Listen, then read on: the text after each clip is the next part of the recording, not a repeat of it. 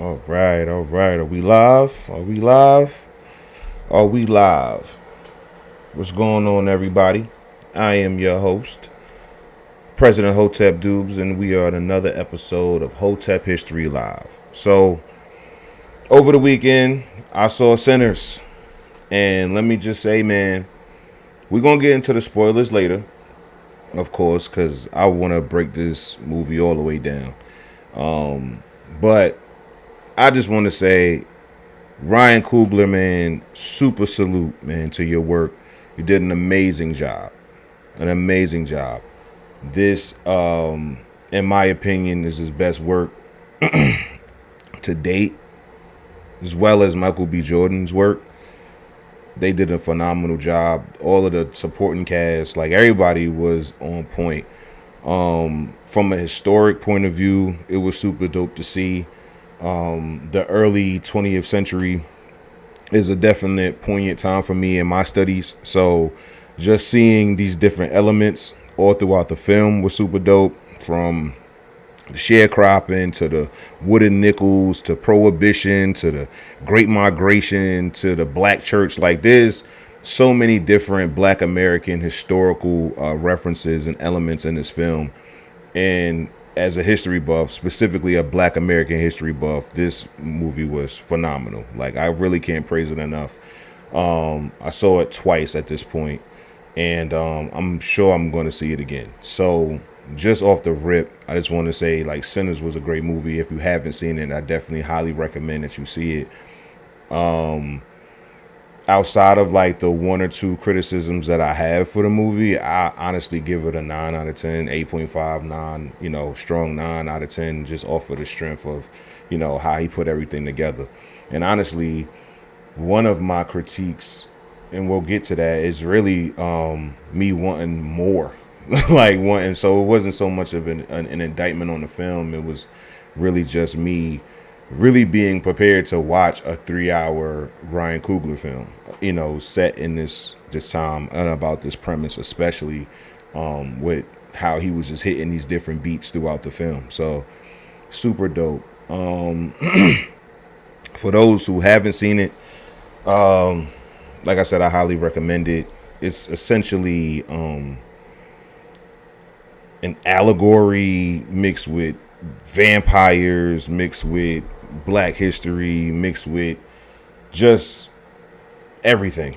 You get a little bit of comedy in there. You got a little bit of like a love story, so to speak. It's kind of weird, and I actually make note of this. I do have notes that I'm going to be referring to throughout the stream, just because I wanted to make sure that I stayed on point and I didn't go crazy. But yeah, and I say this as somebody who didn't really watch black films like that. Like, don't get me wrong, like, there's going to be the outliers, like your Snowfalls and stuff like that, to where it's like these performances, are just phenomenal and they're super dope, and they keep you, watching and all of that. But like I said, in comparison to what I grew up with, black film for me fell off a lot during the like 2010s and stuff like that, when we were getting things like, and there's no disrespect to the people that made these projects and stuff like that, but they weren't for me, like Blackish and Dear White People and all of that. Like, that wasn't really what I was used to when it came down to my black film and my black television.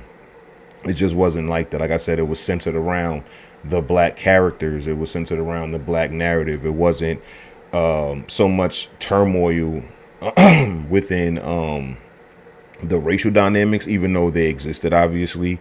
Like, they didn't skirt racism. It's just that they didn't make racism the centerpiece of the narrative. They let these black characters be autonomous and have agency, and it wasn't pigeonholed by racism, discrimination, or oppression or anything like that. It was these people being able to make a way out of no way, or to have fleshed out lives despite what's going on in the background of racism, discrimination, oppression, and whatnot. So it was nice to see that in Sinners, to where we're dealing with Jim Crow Mississippi, but and we're dealing with the the Klan and all this other stuff, it's not so much about the Klan. It was about what was going on with these black characters, and that's what I'm used to as far as growing up. And shit, down to like the television shows like Fresh Prince, Martin, Malcolm and Eddie. Like these were just black shows. The Wayans brothers. It was just narratives created by black people, and that's something that I miss. It seemed like from like the 2010s going into the 2020s, like I said, with exception to particular outliers and stuff like that, these movies were created with white people in mind, specifically like the white American consumer, trying to, I guess, broaden the narrative to be more inclusive to non-black audiences and stuff like that. And I really think it got away from our cultural film roots, our film, like the way that we shot. Like if you look at like John Singleton's films and stuff like that, like yes, other cultures are going to be included, but these are black stories. These are black American narratives. So keeping it centered around those people was extremely important. So for me, Sinners just really just reminds me of the films that I watched as a kid, and just the authenticity of it, and just how it actually speaks to the black American experience, as opposed to trying to purport it or portray it in a particular way that's more digestible for people who don't come from these backgrounds. Like, I'm not mad that if I don't have the cultural connection, like, we know Denzel is famous for this quote in this clip where he was just talking about the just cultural differences of filmmakers. He was like, Scorsese could do Schindler's List, and Spielberg can do Godfather or something like that, but it just wouldn't be the same due to the cultural connection the filmmaker has with the material. So the fact that Ryan Coogler is, a late 30-year-old black American man who has those same ties that we have, those cultural ties, to where, our elders, come from the South, but we were born either, on the East Coast up north, like I was born in New York, even though my grandmother and her lineage is from Wilmington, North Carolina, or Ryan Coogler, who grew up in Oakland, but his people is from Mississippi. You dig what I'm saying? So when you have the dynamic of Smoke and Stack being from Mississippi but living in Chicago for about a decade, about 7 years, you dig what I'm saying? That speaks to that great migration that most black Americans have experienced in their lineage. It's just a shared experience. So while, it's, a white director or an Italian director or a Jewish director could, make a scene about that, to have somebody that close to the material, that cultural connection to the material, makes it that much more authentic. And that's the reason why I really appreciate Ryan Coogler being, the brains behind this. Of course, I saw in the credits, his wife is a part of it too. So that's also like just another credit to him. Like, shout out to that, just like that, that duo working together, but not just them two, just everybody that worked on the film. So, I say all of that to say that you definitely should go out to see Sinners, no matter if you're black American or not, but definitely if you have those similar stories where your granny, despite you living in, Detroit or New York or Oakland or LA or whatever, you know what I'm saying, St. Louis, that your granny comes from North Carolina, South Carolina, Virginia, Texas, Mississippi, Alabama, Georgia, like that's something that, you're going to be able to connect with, especially if you actually have those types of relationships with your elders. So Sinners was just a great movie. So what I liked the best, obviously, was just all of the historical elements. So hold on, let me get my notes up here. We're gonna just go through them, and I'm gonna make sure that I'm going to use not only this footage that I'm using as far as the live stream, but I am going to add different photos and video clips to this. I'll just make it an entire video for people to actually digest and stuff like that, the more edited version of this presentation, or this stream rather, presentation. But yeah, Sinners was dope. So let's see. Let's get out of this. And we'll get to the trailer in a second and go over the trailer. So, boom, boom, boom, boom, boom. It's loading up. Let's see. So, quick synopsis, right? So we have the movie takes place in 1932 in Clarksdale, Mississippi, the hometown of the pair of twins, Elijah and Elias, known as the Smokestack Twins. These two are notorious gangsters and World War I veterans. That's another piece that I'm going to bring up later as well. Who, after about 7 years in Chicago, came back home to open up a local juke joint with their cousin Sammy, aka Preacher Boy, as the star attraction. Right? He was a very talented blues player. However, unbeknownst to them, a dark spirit has befallen the small rural town, which results in one wild night for the main characters. So that's pretty much just a quick synopsis of the movie. Like, I'm giving people enough time to be able to, watch this stream and stuff like that. And if you haven't seen it, not have too many, spoilers. I don't think I've given any spoilers just yet. So with that being said, I do want to get into this because I just really want to be able to, break down, what I saw and, have a little fun, Google certain things, really, just, have a chill night. So here we go. Off the rip, the movie introduces us to the early 20th century black church. Now, the black church as an institution is very integral in black American history. From the old days, as far as, the plantation days, these were places of worship, obviously, where slave and free black Americans in particular instances, like in my class video, we talked about the different classes of the black church even during this time. But for the most part, all classes of black Americans congregated every Sunday into these different churches. There was churches all throughout the South, as you would suspect. And they similarly looked like Sam's father's church house. These, white, wooden, structures with a cross or steeple at the top. And, it could roughly fit anywhere between, 25 and 50 people. You had bigger structures that could hold about 100 to 250 people, just depending on, the craftsmanship of the people who created these buildings. But they were extremely important. This was, of course, the one day that a lot of slaves didn't have to work. This was the one day that they were able to congregate amongst each other, fellowship, be able to catch up.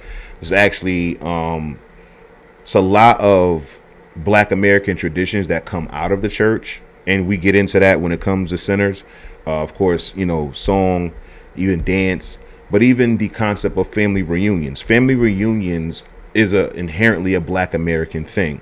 This is something that we created as a part of our culture to be able to reconnect with our family members, especially during the times of slavery where family members were sold across the country. You'll be, born in Mississippi, and then your parents will be sold and they'll be shipped to Alabama, or they'll be shipped to Florida, or they should be shipped to, North or South Carolina. And by ways of letter, by ways of train and traveling and different things to be able to, you're asking the people who sold your parents or who sold your children, where did they sell them to? So you track your family down. And as a result of that, you have family, like literal family reunions, where family members coming together after not seeing each other for years. So when you're seeing these, like I said, like these old films and stuff like that, where they're depicting the family reunion. One quick example is Poetic Justice. When Justice and Lucky are, they pull up to a random black family reunion, and he was like, I'm little Lucky, cousin Lucky. Like, he was able to walk into that family reunion and be able to make himself at home just based upon the cultural cohesiveness of black American, traditions. So family reunions come out of the church. There's a lot of things that come out of the church. So in this particular instance, you have to understand the origins of that. Slaves were, not allowed to read or write. So in a lot of ways, in many ways, in most ways, I would argue, the introduction to literature, as far as Black Americans go, a large part of the people, it would be the Bible. Now, the Bible that slaves were given at the time were highly edited, and specific verses were, highlighted and emphasized to be able to create the system that they had. And that's what goes into what Delta Slim was talking about later in the film. So when we're talking about the tenets that they taught in the early days, of course, they emphasized faith, obedience, servancy, and suffering with heaven in mind. That this world that you're in right now, no matter what your situation, you toil in the soil, or you're being subjugated in some particular way, or just being accosted in some type of way, you go through this being steadfast and faithful to God, and you'll be rewarded with heaven at that point, the land of milk and honey, that you will be able to live in everlasting paradise after going through what you go through. And it was a way to not only indoctrinate slaves, but also a way to have Black Americans stray away from worldly material goods or worldly material gains and things like that, to where the best gain that you can get would be on a spiritual level. You dig what I'm saying? So I remember I was reading a book, and it took place in the late 19th century, early 20th century. And it was a teacher, and he or she, because I don't remember the gender of the teacher, but he or she was just asking their students, do you want to be rich? Do you want to be famous? And the students said no, because if that were to happen, that means they were, they did something bad or did something evil, because only rich people are evil. So that comes from the church. That comes from that history of that, the meek shall inherit the earth. First shall be last, the last shall be first, and stuff like that. A lot of these scriptures, or a lot of these verses that come out of coping with the poverty that you're in, and being able to say that, trouble doesn't last always. Joy, comes in the morning. All of these different affirmations were basically saying that at a later time than right now, I will be able to be all right. And that pretty much teaches the people reading or hearing these types of lessons to basically accept their lot in life in a lot of ways.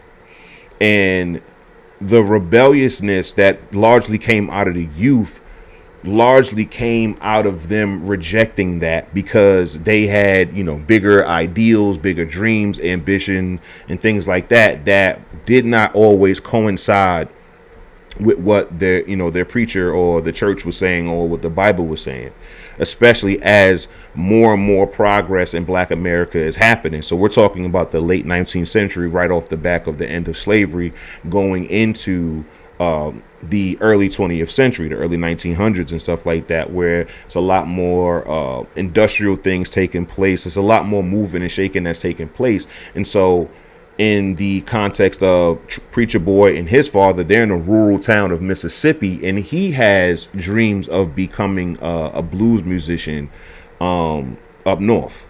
Essentially, he wants to, leave the rural town and try his hand at being a successful musician, which would again be, rebelling against the teachings of the church, rebelling against the teachings of his father, and things like that. So with that coming of age type of story is within this as well. So what else we got? So that, the Black American church. What else we got? Let's see. So right after the church scene, we see Sammy picking cotton in a cotton field. So, sharecropping was one of the main occupations for Black Americans in the South at that time. As we know, I want to say about 3/4 of Southern Black Americans at the time, I want to say, like I said, the early 20th century were working in agriculture, mainly sharecropping. So it was, a large part of Black American life at the time. They usually lived on the land that they worked on and were paid from the crops that they yielded. And they would, get room, board, clothing, supplies, sometimes even, other hands and animals to be able to help with the harvest or with the growing of a particular crop. Of course, we know cotton was a cash crop, but there were other ones as well. You had rice, you had sugar, tobacco. So you had, different crops for different plantations. In this one, it was cotton. And what you see is it just in that short scene alone where, Sam is talking to one of his coworkers about, what he's got going on. Is he going to be playing at a particular venue tonight and stuff like that? And he keeps it, like similar how we keep it strictly work with our coworkers today. He's just like, have a good day, not even, telling her what he has going on outside of what he's doing. And what you'll see throughout this movie, I want to say, when it comes to the sharecropping scene specifically, you'll hear the word quota. So when it comes to sharecroppers and their quotas, that's a thing. Because again, all of this is on consignment. All of this stuff is being loaned out. So sharecropping is essentially working off a debt that you've incurred. So you have to be able to stay on point with your crops. You have to be able to stay on point with your quotas and what you're picking in all of that, because the sharecropping system was very exploitive just off the rip. Because it was debt based, you can do things as the debtor to be able to say like, hey, these fees apply. We're going to charge interest, like high ass interest. Like I've seen interest rates go from on the low end of 25%, which is like the highest credit card rating or the highest credit card interest rate that you can get for somebody with low or no credit. That was the starting point for sharecroppers. You dig what I'm saying? That's what they started at, 25%. And I saw interest rates go up as far as 100% when it comes to sharecroppers. So for every $1 you borrowed, or $1 worth of anything that you borrowed, you had to pay back double. So you had to pay back $2. So these are the interest rates in the system that sharecropping is operating under. So it was very stringent, and you'll have certain exceptional stories. Like I talk about Junius G. Groves and his deal where he only had to pay 1/3 of his crop, but most people had to pay half or even more, sometimes all of their crop, and still not be able to pay off that debt. So that kept a lot of people in a perpetual debt system. It was pretty crazy. So that's the system that Sammy, his father, his mother, and everybody's working in, because right after he leaves the plantation, he goes home. His mom is working at home. His siblings are, all in one room, sleeping on the floor and stuff like that. So just showing that these are just, establishing the conditions of the average sharecropper in the early 20th century. You dig what I'm saying? So I feel like that was just a great way to visualize that, especially that scene or that point or that frame where he opens up the door to his, pretty much his cabin, and it's just endless cotton, on the field, just showing that, they're living on the field that they're working on. You dig what I'm saying? What else we got?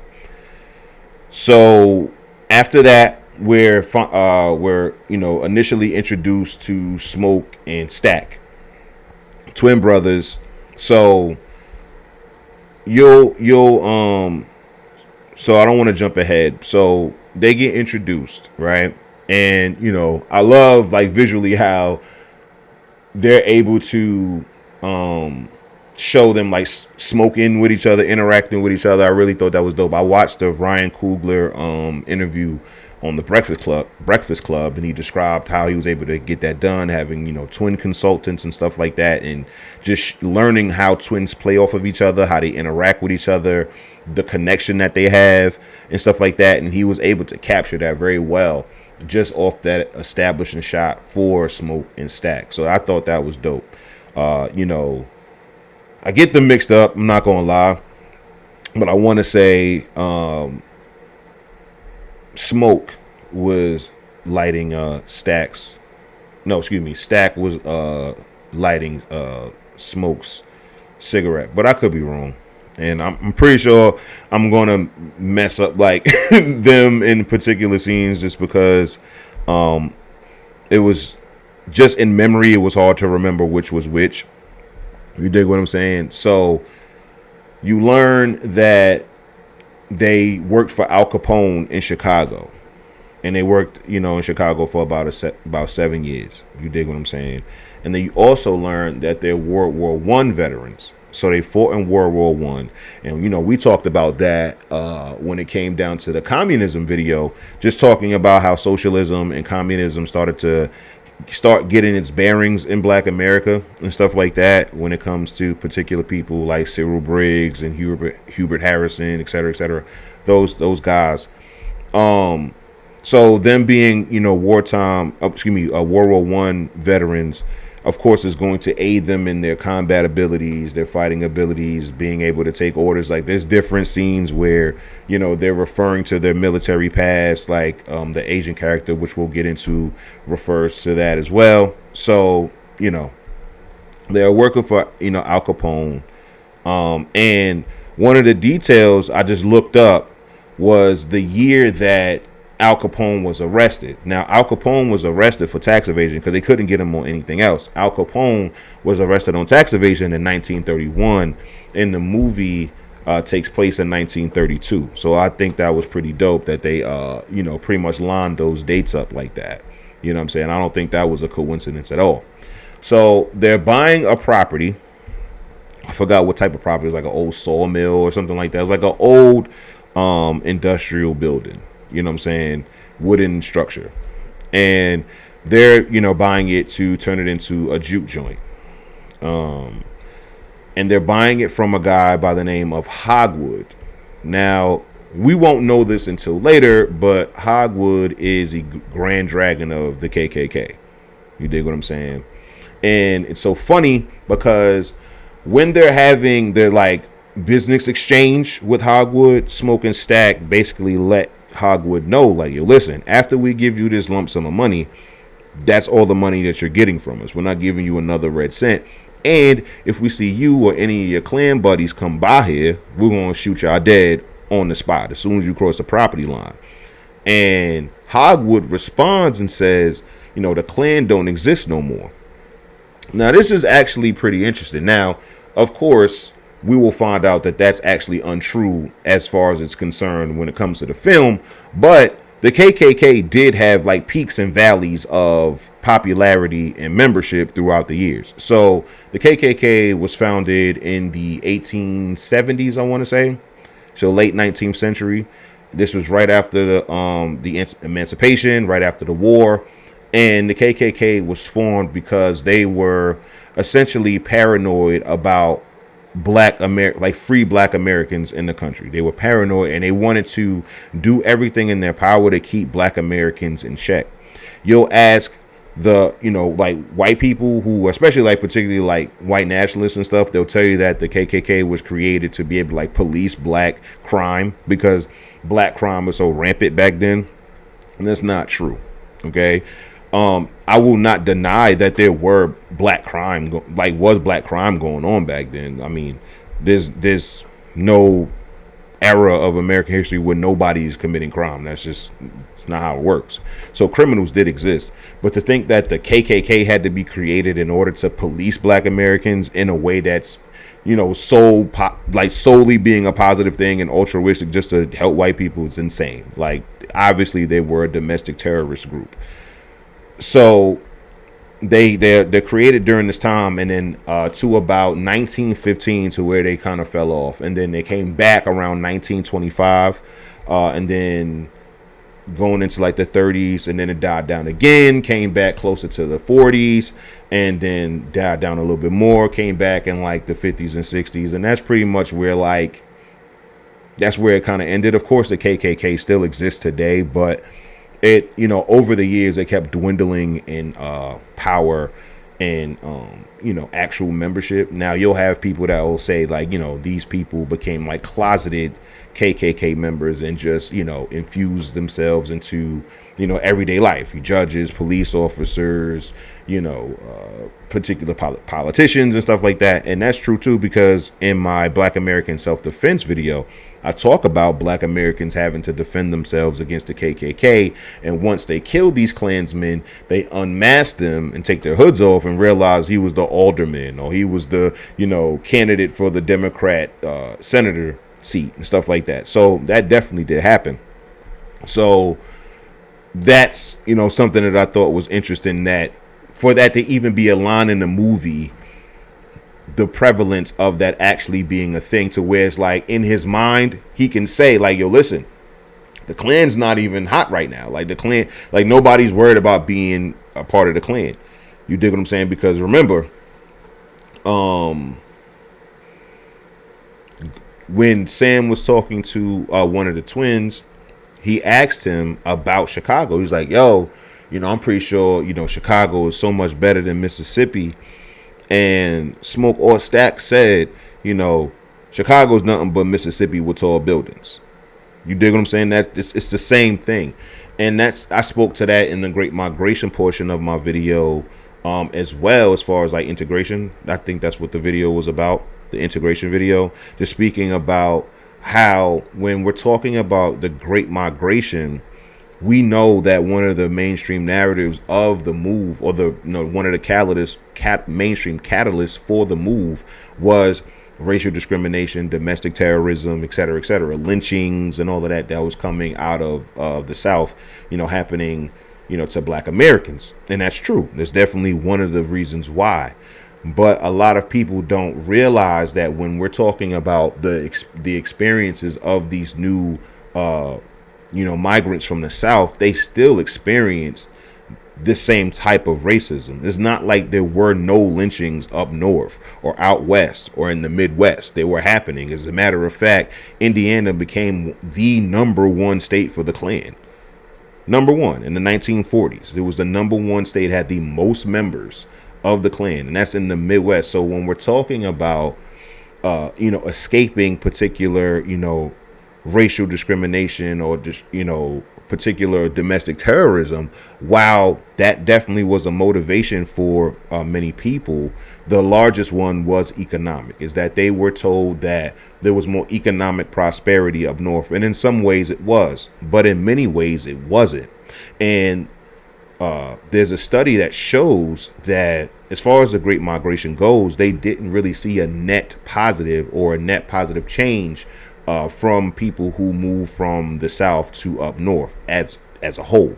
You'll have particular stories and people like, you know, I'm pretty sure your lineage, if they did, you know, move up north, they saw some success and stuff like that. Those success stories exist, but as a whole, most people did not fare better than the people who stayed south. As a matter of fact, there's actual points in the study where people down south actually fared better than the people who moved up north, particularly the people who moved throughout the South instead of, or, you know, moving throughout the South or throughout their state. So instead of moving from Mississippi to Chicago, they'll move from Mississippi to Georgia. You know what I'm saying? Or Georgia to North Carolina, or South Carolina to Mississippi, or what have you. So those people fared better than the people who left the South completely and just went up north. So I found that to be, you know, extremely interesting. You dig what I'm saying? When it comes to just how we were told about the Great Migration and stuff like that. And this is the reason why I love studying history, because there's going to be so much more to the story. That's the, you know, whole point. People have to, you know, there is a part of me that does believe that all of the things that they leave out in our history is absolutely deliberate and intentional. And there's also a side of me that just believes people want to condense these stories in the best ways possible, try to like synthesize them in the best ways possible to be able to be, you know, digestible. But yeah, there's so much nuance that's missed in the retelling of our history that I am just, more than more than inclined to want to be able to shed light on these nuances. And this is one of them, that not everybody fared better just because they moved up north. It wasn't this, promised land that a lot of people and a lot of history books and the narratives that they tell like to, let on. A lot of people fared much worse than if they would have just stayed in the places that they were in, even accounting for all of the domestic terrorism that we know about when it comes to the South, because it was still going on up north. It was still going on out west in the Midwest. So, it is what it is when it comes to that. So let's see. I did not know about the Asians in the South. I'm not gonna act like I did, y'all. I'm not gonna act like I did. I did not know about the prevalence, or at least the historical background about the Asians in the South. So to see the Grace character and her husband and their daughter running a shop, that definitely was like, huh. But I know you wouldn't, a filmmaker wouldn't put something like that in a movie, you know what I'm saying, for no reason. I don't think that if we're being this historically, accurate, or this close to the material historically as we are when it comes to the black church, as we're talking about the Great Migration, we're talking about Prohibition, working with Al Capone, and the connection between Mississippi and Chicago. Like, I want you guys to know that when we're talking about the Great Migration, the bulk of the black population that moved into Chicago during the Great Migration, were from Mississippi. So again, these are all intentional beats that I keep talking about that Ryan and his team is making. Like, I'm pretty sure they were fully aware that the bulk of these people came from Mississippi. So we can look into that. Let's see. Boom, boom, boom, boom, boom, boom. Mississippi. Come on. Come on. Mississippi, Chicago, Great Migration. All right. During the Great Migration, a significant number of black Americans, including many from Mississippi, migrated to Chicago seeking better opportunities, escaping the Jim Crow South. This movement, primarily between 1915 and 1960, transformed both Chicago's demographics and the lives of those who migrated. So, even in this here, individuals often left Mississippi for Chicago or, other northern cities. So, when we're talking about this is something that's actually historically accurate. You dig what I'm saying? So, I don't think that Asians were included for no reason. So they did have things on it, but I didn't look it up until I wanted to, wait till I got on stream to look it up. Asians in Delta, Mississippi. Geez Louise. All right. Chinese Americans in the Mississippi Delta. All right. The Mississippi Delta Chinese are a small community of Chinese Americans that has lived in the Mississippi Delta region since the late 19th century. A related population of Chinese Americans live across the Mississippi River in the Arkansas Delta in the nearby city of Memphis, Tennessee. The earliest Chinese settlers in the Mississippi Delta were laborers recruited by cotton planters to supplement the recently emancipated African freedmen during Reconstruction. So, yeah.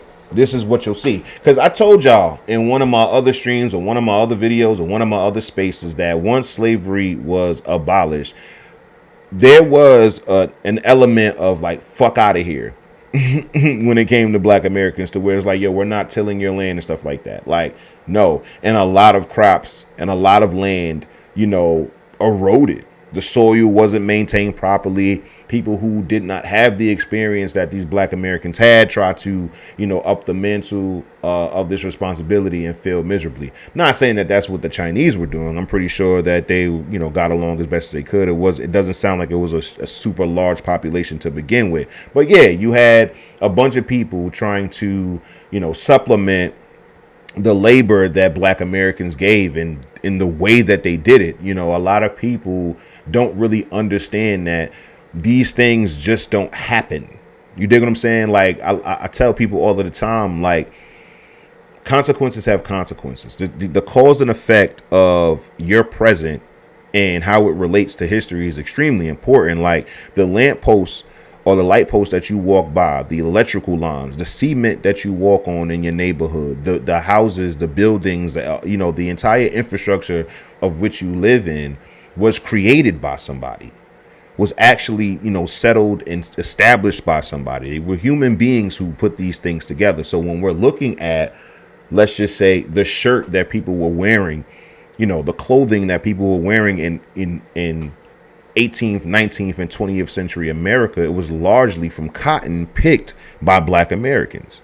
So while I know a lot of people don't really, care to like understand the magnitude of that, but it's like, like the world, the country is being clothed by materials that are being picked and grown, being planted, grown, and harvested by Black Americans. This is not some throwaway skill. That's the reason why Booker T. Washington had the philosophies that he had when it comes to the, vocational, industrial, and agricultural works. It's like, I understand that because of the context in which you were doing these jobs in, you have a sour taste in your mouth, but that does not make those occupations or those skills any less valuable just because you were forced to do it or you did it with low or no pay and stuff like that. Like, it's still a valuable skill to have, to know how to build your own home, to know how to, lay down railroad tracks, to know how to, put up electrical lines and stuff like that. Like, these are all skills that you still need to have, even though these skills were exploited out of you. And that was just something that Black Americans were, just more inclined to do and more in tune with back then. Like vocational industrial work, that was their bag. Like, that's just how it went. So when it comes to supplementing this work, we have a Chinese population being imported, which I find extremely interesting, because now this connects the dots for me for this right here. All right, hold on. Come on. Here we go. The Chinese Exclusion Act. So we have the Chinese Exclusion Act in 1882. So slavery is abolished. We get in this supplemental labor from Chinese American or Chinese people coming to America. And then in 1882, they passed the Chinese Exclusion Act. So let's see what the dates here are. So let's not jump ahead, right? So it says, like other early Chinese Americans, the first Chinese immigrants were peasants and merchants from the Sai region of Guangdong province in southern China. All of them were single and married men who worked in Mississippi and sent most of their income back to their families in China. As they were neither black nor white, the Chinese were often classified as colored in early government records. By the end of the 1870s, the Chinese had abandoned the plantations and began opening small family-owned grocery stores in the many small towns of the Delta. This sounds like the Asian characters in the movie. You dig what I'm saying? So this is historically accurate. So look, by the end of the 1870s, this is what they're getting into. And then by 1882, they're passing legislation to exclude Chinese, to where like this was the first banning. People talk about like Trump and the Muslim ban and all of the other stuff. This was the first ban of any, ethnic group or racial group coming into the United States. Okay. Was the first significant restriction on free immigration in U.S. history. It effectively banned Chinese laborers from entering the United States and prevented those already in the country from becoming citizens. While initially a 10-year suspension, it was extended and made permanent, impacting Chinese communities for over 60 years. So this is what's going on. You dig what I'm saying? So I found adding the Asian family, owning a store into the narrative pretty dope. I'm not mad at it. I know a lot of people don't like when movies get a little bit too multiculturalist. You dig what I'm saying? Well, at least nationalistic minded people, they're not really into that. But the way they did this, I feel like it was actually accurate. it's not something that they're shoehorning in to for, what they would say diversity or whatever. It's like, no, there were actually Chinese American merchants in Mississippi specifically during this time. You dig what I'm saying? So Chinese families began moving to the Delta in the early 1900s, and most modern Mississippi Delta Chinese are the descendants of Chinese who arrived in Mississippi during this time. Until the end of the 1900s, Chinese-owned grocery stores could be found in every Delta city and town, serving both white and black customers. Chinese children were originally segregated from the white public schools, and segregated Chinese schools were built for them in Greenville and Cleveland. So, yeah, this sounds absolutely accurate. So again, kudos to Ryan Coogler for this. What's this? What do we have here? The Tri-State Directory. Mississippi, Arkansas, Tennessee. Commercial National Bank. So they had a Chinese bank in America. What year was this? What year was this? It was very interesting. Watch what you say to me. Come on, man. Hopefully it's not lagging too much on y'all end, and I don't sound crazy. Oh, damn, it's like a whole... Okay, well, let's just go to this real quick. Greenville, Mississippi.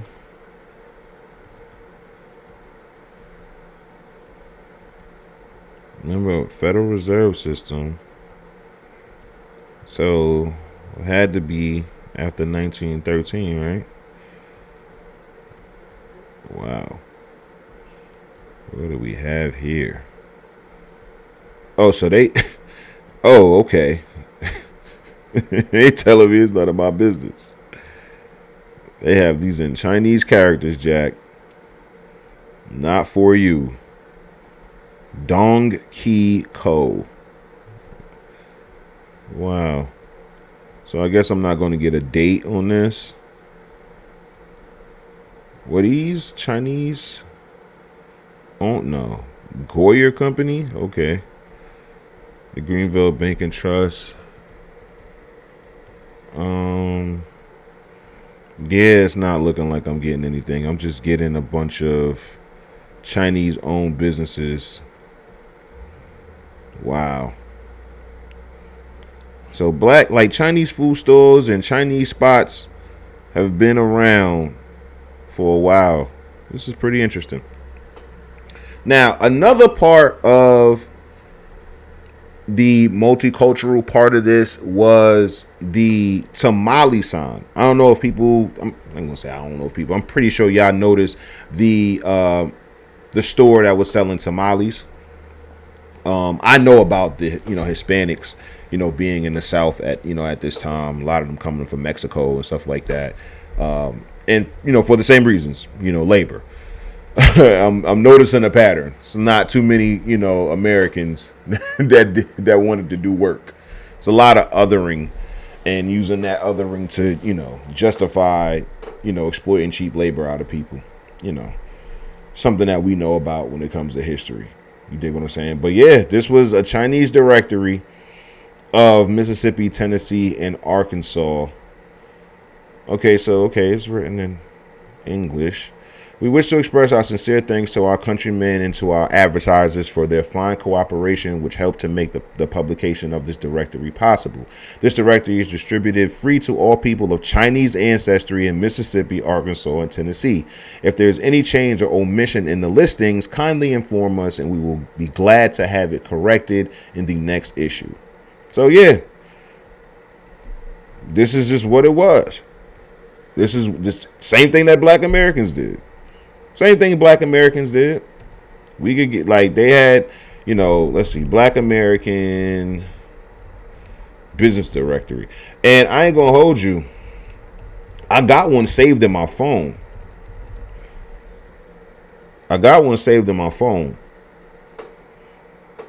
Dig.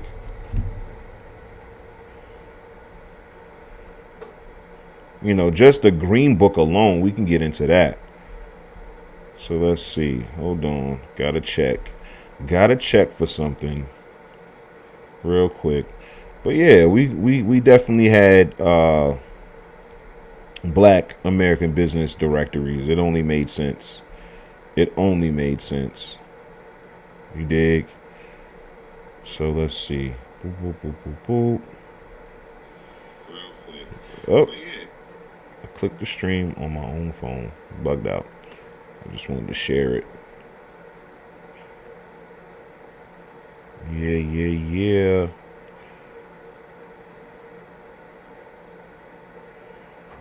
I be so random with it. I know a lot of people be like, what the hell? Now he's live?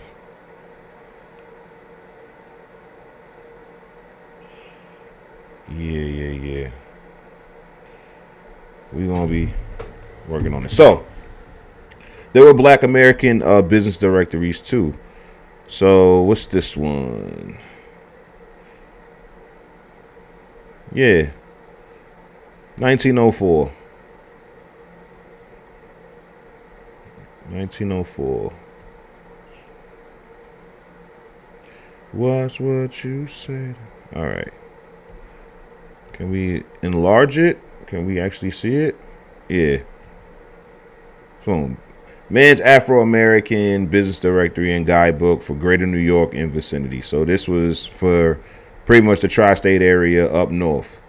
And then we have the Green Book. Come on. The Green Book. Yep, the Negro Motorist Green Book.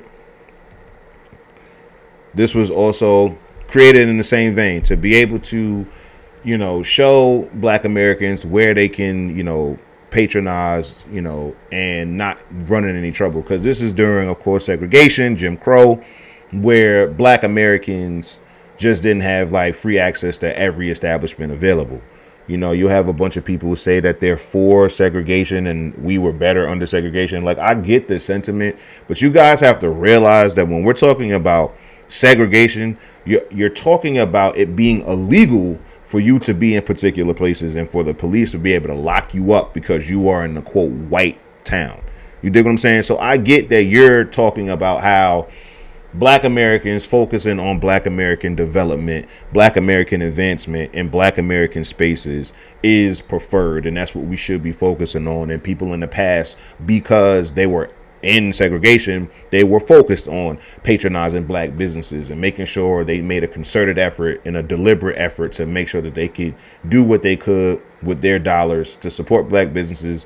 Then, of course, black businesses would do what they could with their resources to support the black customer. It was a symbiotic relationship between the two parties, and it did allow for a lot of black American businesses to thrive. It did.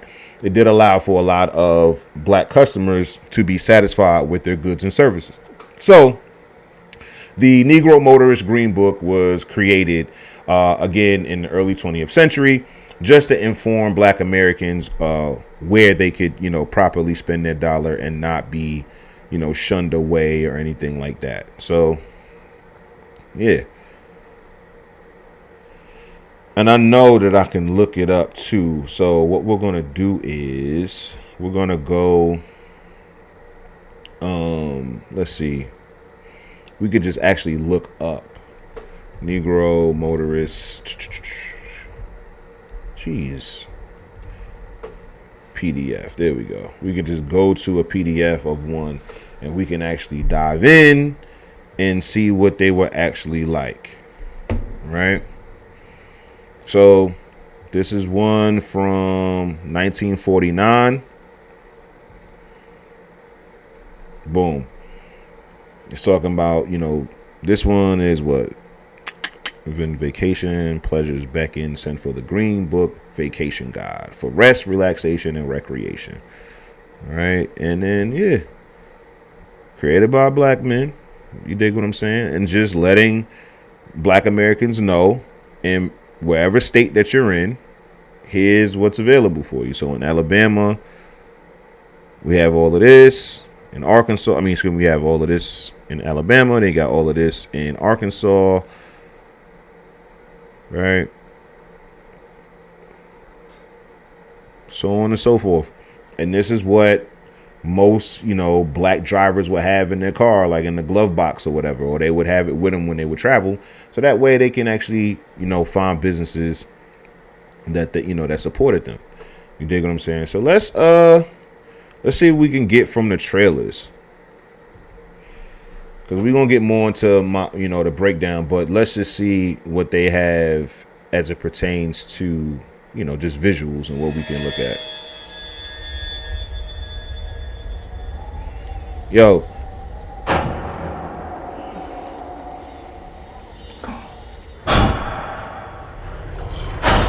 yeah, I do want to say, just as an aside, as somebody who rolls up, and I get the stress, you dig what I'm saying? But I wanted to see him roll, but like that's just my little weird thing. Him, crumbling it up because he's so stressed. I mean, he lost his brother. His entire world was flipped upside down in 24 hours. So can't they really expect him to roll effect though? You dig what I'm saying? And pearl up. But I get it. I get it, Smoke.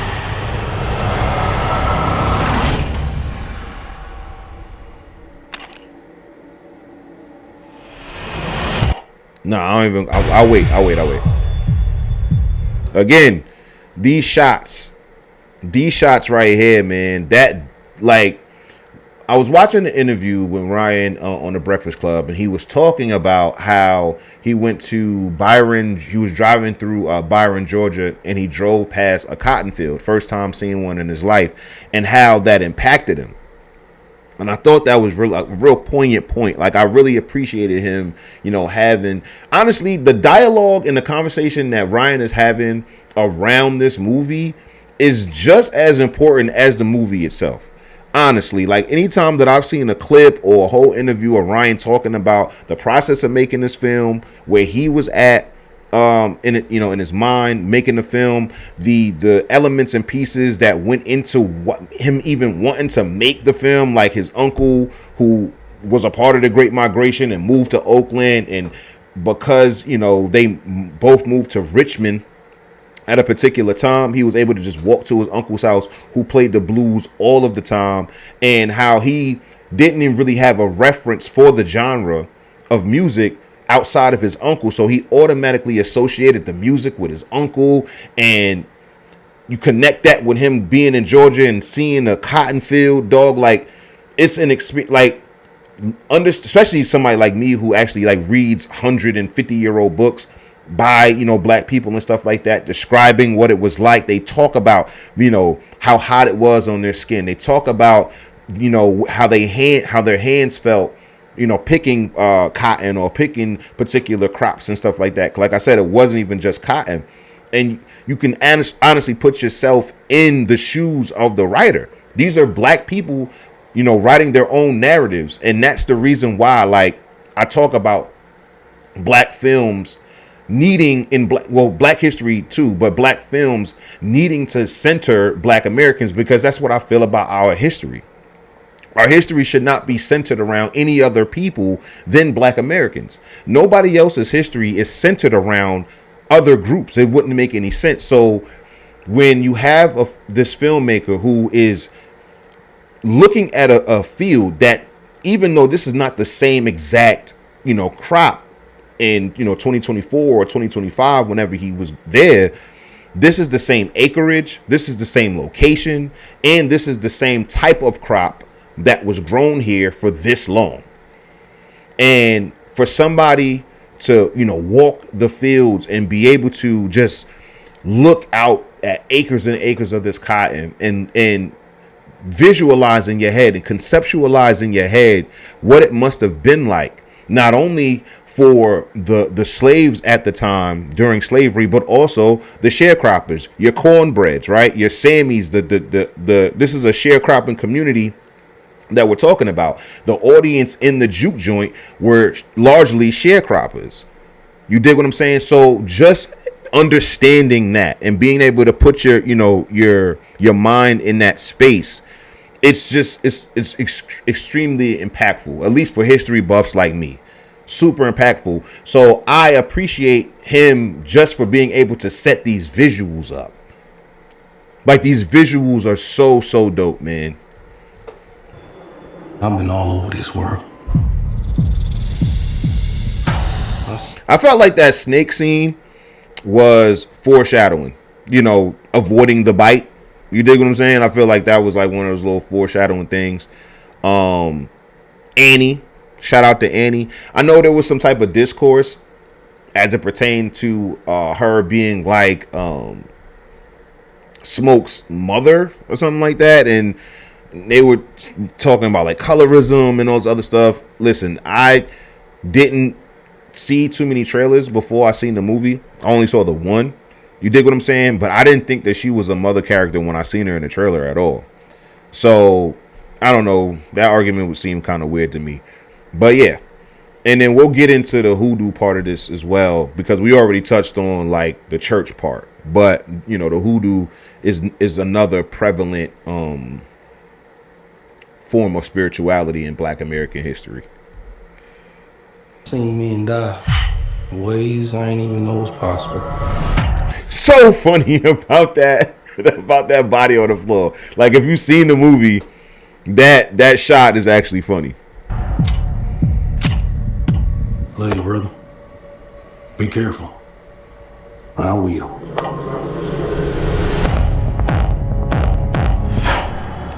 With all the things that I've seen.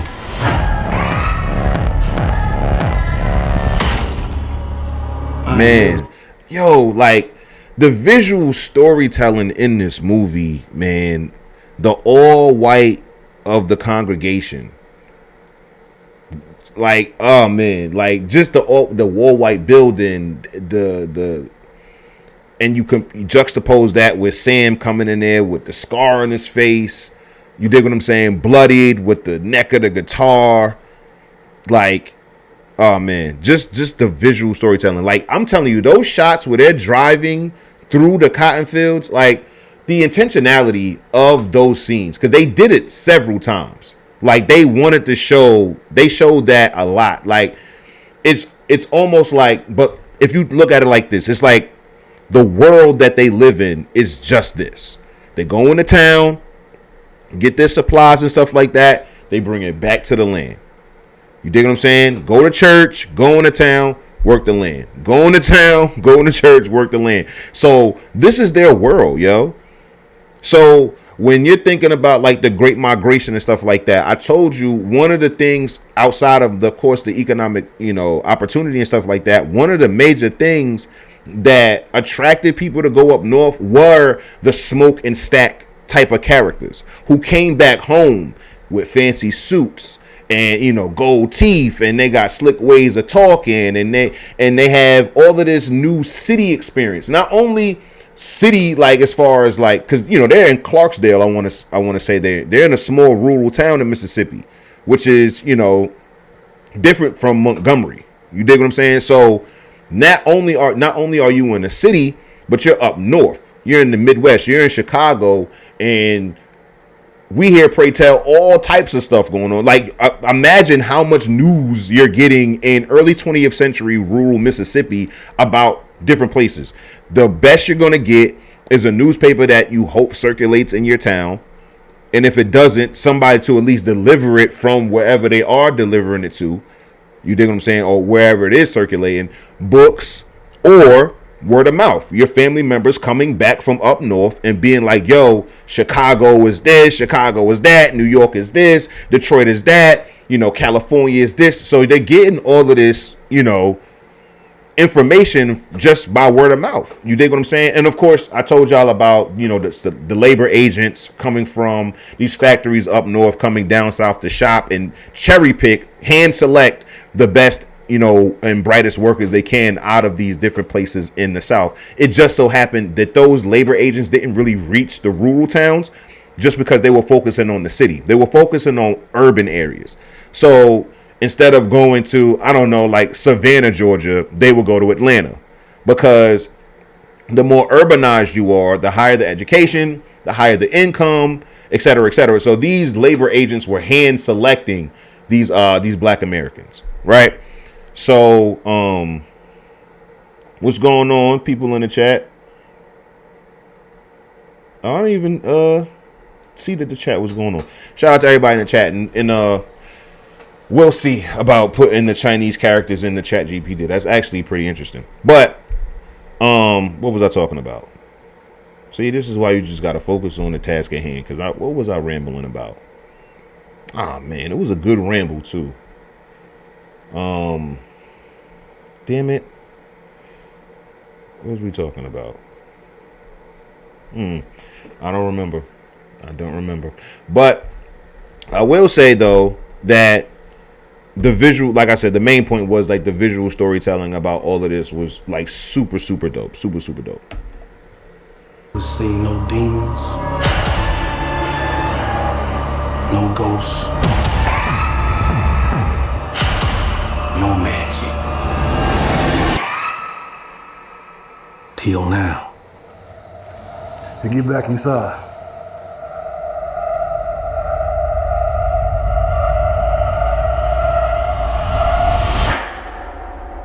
Let me in, man. This was crazy. Some weird shit going on out here. You keep dancing with the devil.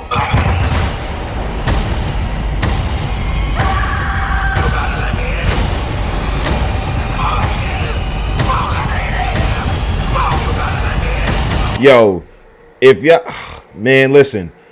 I said spoilers in the title. Spoilers in the title. Bro, why did Grace do that, son? Why did Grace do that?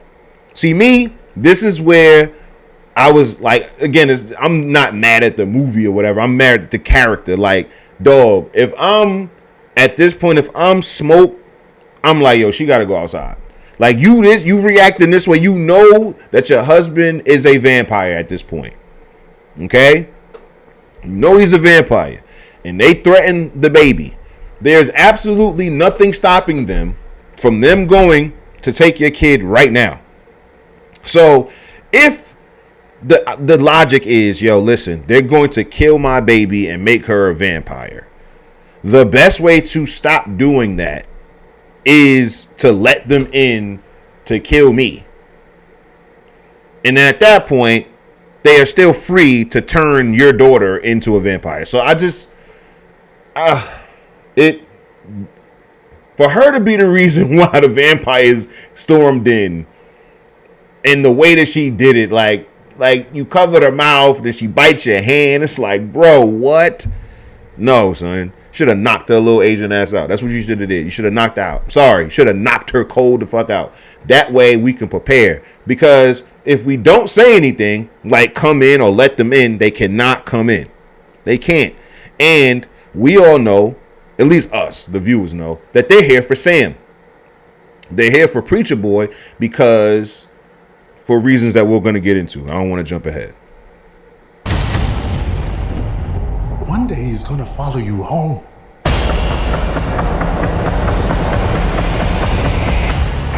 That shot was so fire.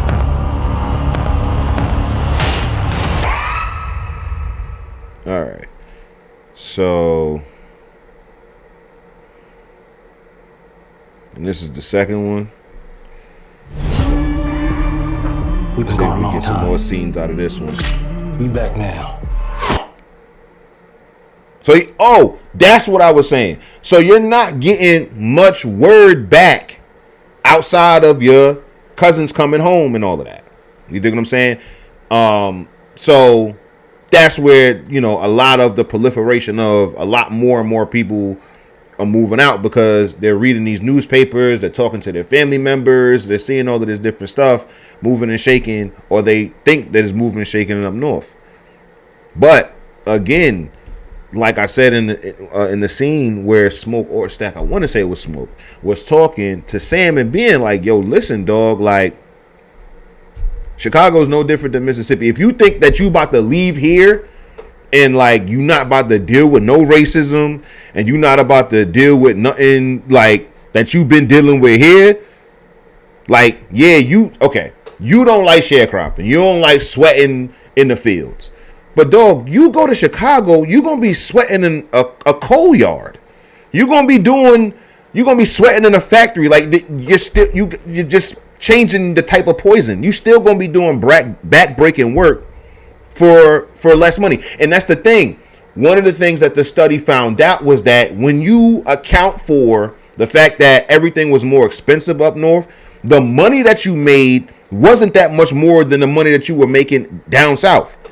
So while, yeah, you're making, let's just say, $1 a day down south, and once you get up north, you're making $3 or $4 a day up north or something like that. 3 or 4 times the amount of money that you were making down south. However, the price of living up north is 3 to 4 times more expensive than living in the south. You dig what I'm saying? So you're just, again, jumping out of the frying pan and into the fire at that point. So it's something to think about.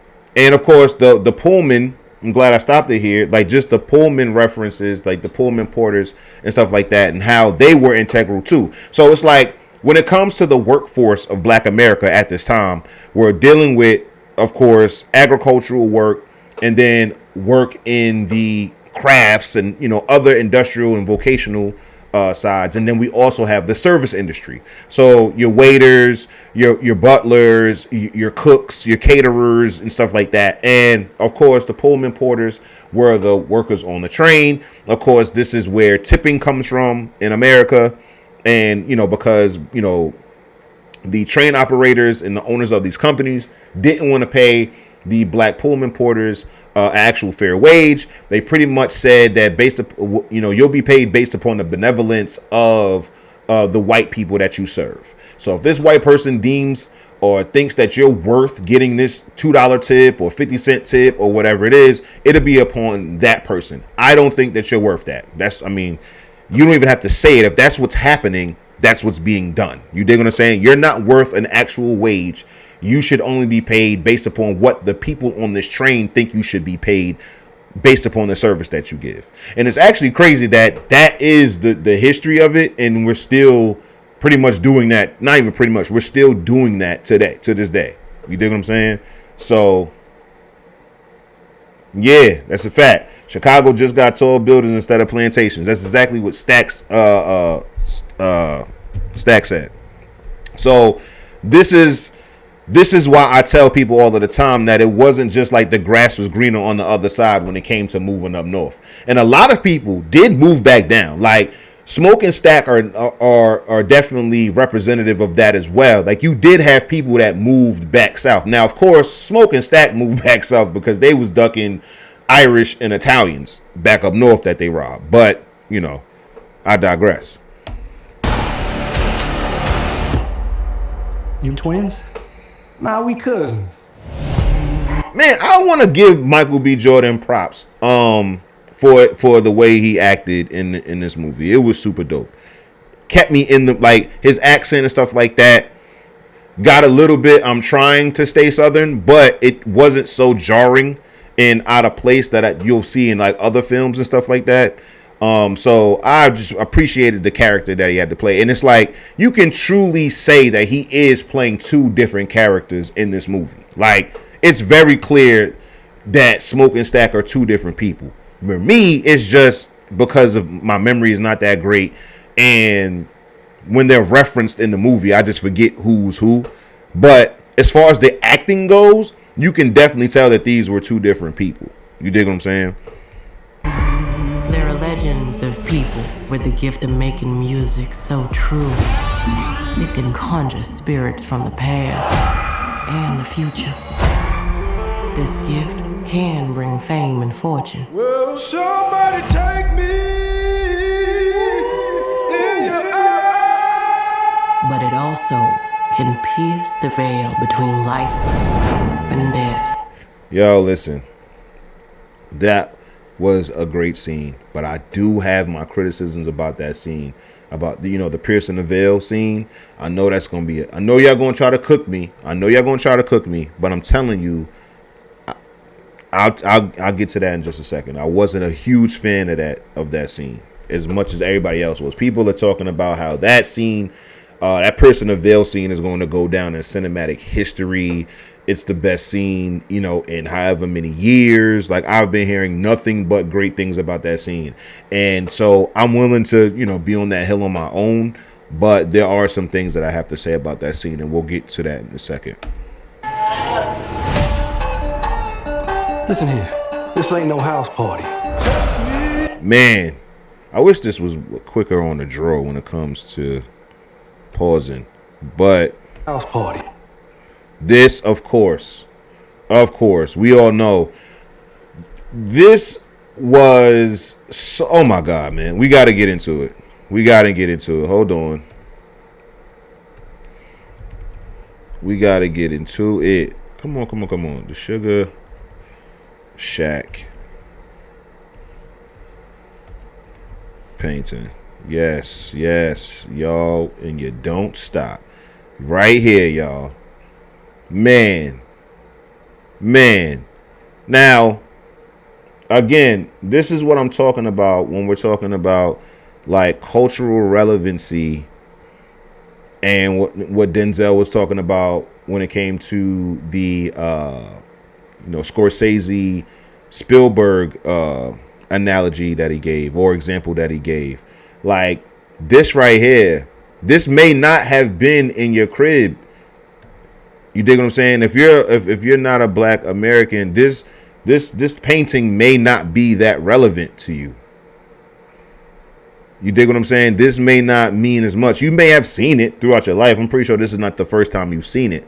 But if you are a black American kid, man, and you were raised in black American homes that preserved traditions and cultures and actually were proud of their background and their history and stuff like this photo, man, like this photo just does something to you. This is a connection that you have with this painting. You dig what I'm saying? And it's called the Sugar Shack. And this painting I've seen my entire life. My entire life. My aunt and uncle had it in their crib. I seen it on Good Times. Like, everybody knows this painting. So for Ryan to have like essentially reenacted that and put it in motion here, to put it like just to have that was incredible. It was incredible. Y'all ready to drink? Y'all ready to sweat till y'all stank? You want some? You keep dancing with the devil. Careful, boy. Yo, okay, this was another thing too. I was not feeling that every single wife except Cornbread's wife, who was pregnant, by the way, cheated on their husband. Like Perline cheated on her husband. We don't even know where he was at. Apparently Mary, she had a husband, a white husband. Like Stack had set her up to be a white woman. Like that was another part of it. And hold on, like, cause I'm jumping ahead, but that was something. Let me go to my notes to make sure I'm not jumping ahead of any of my points. Give me 1 second. Oh no, we're actually on point. Another point that I did want to make though was the intergenerational trauma or turmoil between fathers and sons. This was a reoccurring theme when it came to Smoke and Stack's father, when it came to Sam and his dad, and what their fathers were and how that affected them. So when it comes to Smoke and Stack, their father was abusive. And I want to say Stack is the one who killed them. And they killed their father. Right? And it was based upon how their father treated them. And then now you have Sam going through a night of literal hell. You know what I'm saying? Going through a night of literal hell, rebelling against his father's wishes, with pursuing blues and stuff like that. And ultimately rejecting his father's wishes altogether once he comes back into the church. You dig what I'm saying? And just that intergenerational turmoil is something that I see a lot just throughout history. Again, I tell y'all about how the civil rights kids, like the kids who literally started these movements and stuff like that. Martin Luther King was a young man. Like the Black Panther Party, the median age was like 19 or something like that. Like it was a very young age. Like these people, SNCC and CORE and all of these different groups were made up of young people. And again, it's that passing on the baton, but also recognizing that each group is going to have a misunderstanding with each other. That the people that come before you are going to be pressuring you or pushing you to be more traditional and stuck in the ways, not stuck, but keep the traditions that got you here, while the youth are going to look at what's possible, what's in front of them, what's going on presently, and possibly even looking to the future and thinking or believing that in order to do that, you do have to do things either differently or better than the people that came before you. That's just how it is. And then sometimes that does mean defying them. That does mean rebelling against. That does mean telling your father no. That does mean, closing your ears and putting your blinders on and following your dreams. I do understand that. However, for me, it's always going to have to be a balance. Don't forget where you come from, but definitely don't allow where you come from to stop you from where you're going. And that's where history comes in. That's where people like me come in, because you have to understand that the present does not happen without history, and the future can't happen without the present. So it is a relationship that has to be balanced. So you don't get today without yesterday, and you don't get tomorrow without today. And that's why I push the study of history the way I do. Not just learn history, but you need to be locking in and honing in on history that's actually going to help you propel your moves in a positive way to advance yourself in the present. Because if you're presently doing that and you continue to do that in the present, every day after today will be considered the future anyway. So if you self-develop yourself, or if you're working on yourself today and you continue to work on that tomorrow and then the next day and the next day, you are affecting the future. You made a decision in the past to be able to affect your future. So that's what history is for. It's to understand the steps that you are coming from, to be able to use that information to presently make your life better, so the future you will be able to reap those benefits. That's the whole point of learning history and studying history. It is not for you to live in the past. It's not for you to romanticize the past. It's not any of that. You can have a good time. Trust and believe. The narratives that I read all of the time gives me the feeling that Sinners gives me. Like, understand that. There are books upon books upon books written by Black historical people. They don't have to even be famous. You dig what I'm saying? You just go through the archives and you just read books from Black people from 1870, 1910, and all of that. You just start reading these different narratives. And because of the language and the vernacular that they used back then, they talk in immense detail. One thing that I noticed about like 19th, 18th, 19th, and like early 20th century literature is that they put their all into their works. They used every word that they could possibly know in their works.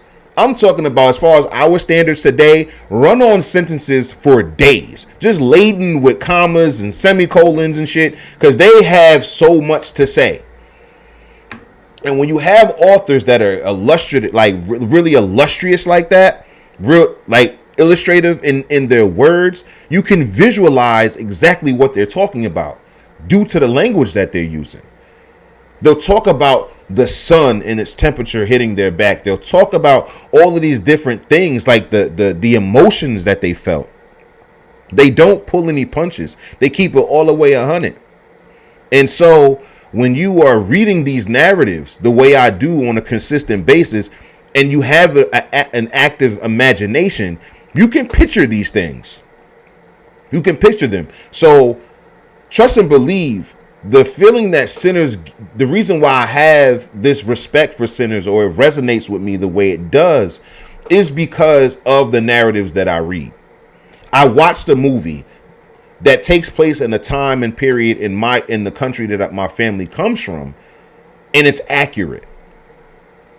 There's certain liberties taken, obviously, but it's accurate. And even the liberties that they're taking, it's not even crazy. Like, I can't even think of like too many liberties. Like, okay, one of them was the wooden nickel, the the the money that was used. That was, it wasn't one to one associated with plantation life. It was just that during that time, wooden nickels were a thing because banks were closing. This is 1932. This is the Great Depression that we're talking about. So when banks were closing, especially in small towns like Clarksdale, Mississippi, they would use emergency scripts or emergency currency as a way to, as a way for a temporary medium of exchange. You dig what I'm saying? And that's where wooden nickels comes from.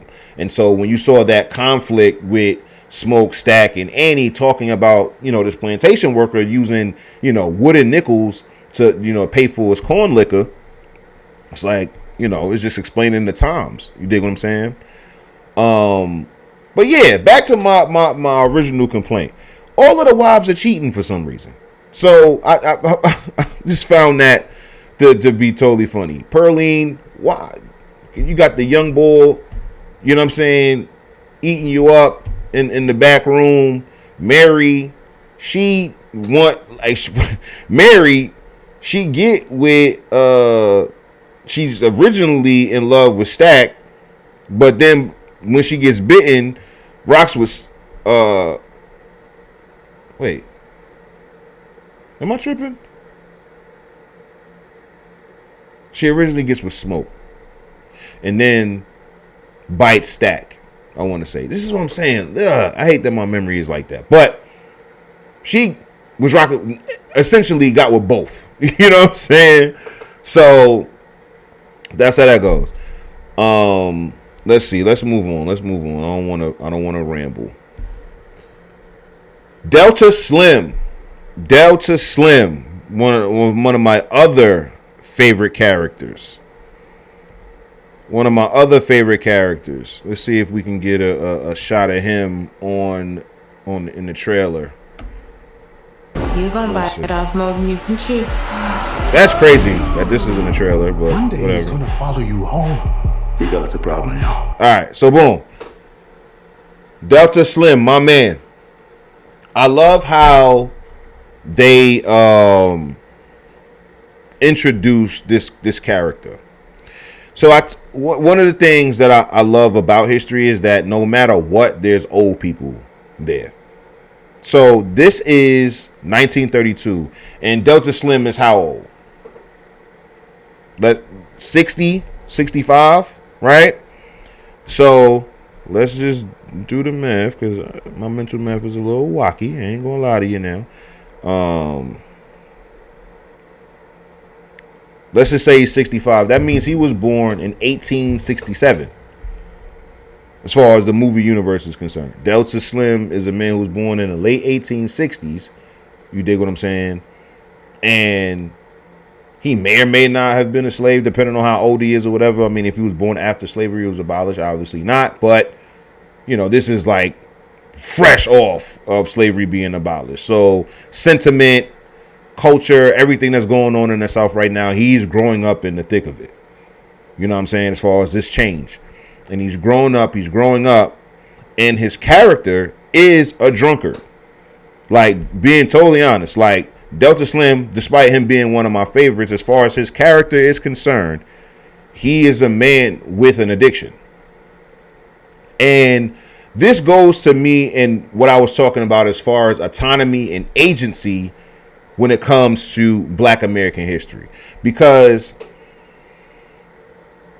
when you minimize Black historical Black Americans just to be these, subjugated, no agency having, slaves with no personality, and they're just whips and chains and labor. That's it. That's all they are.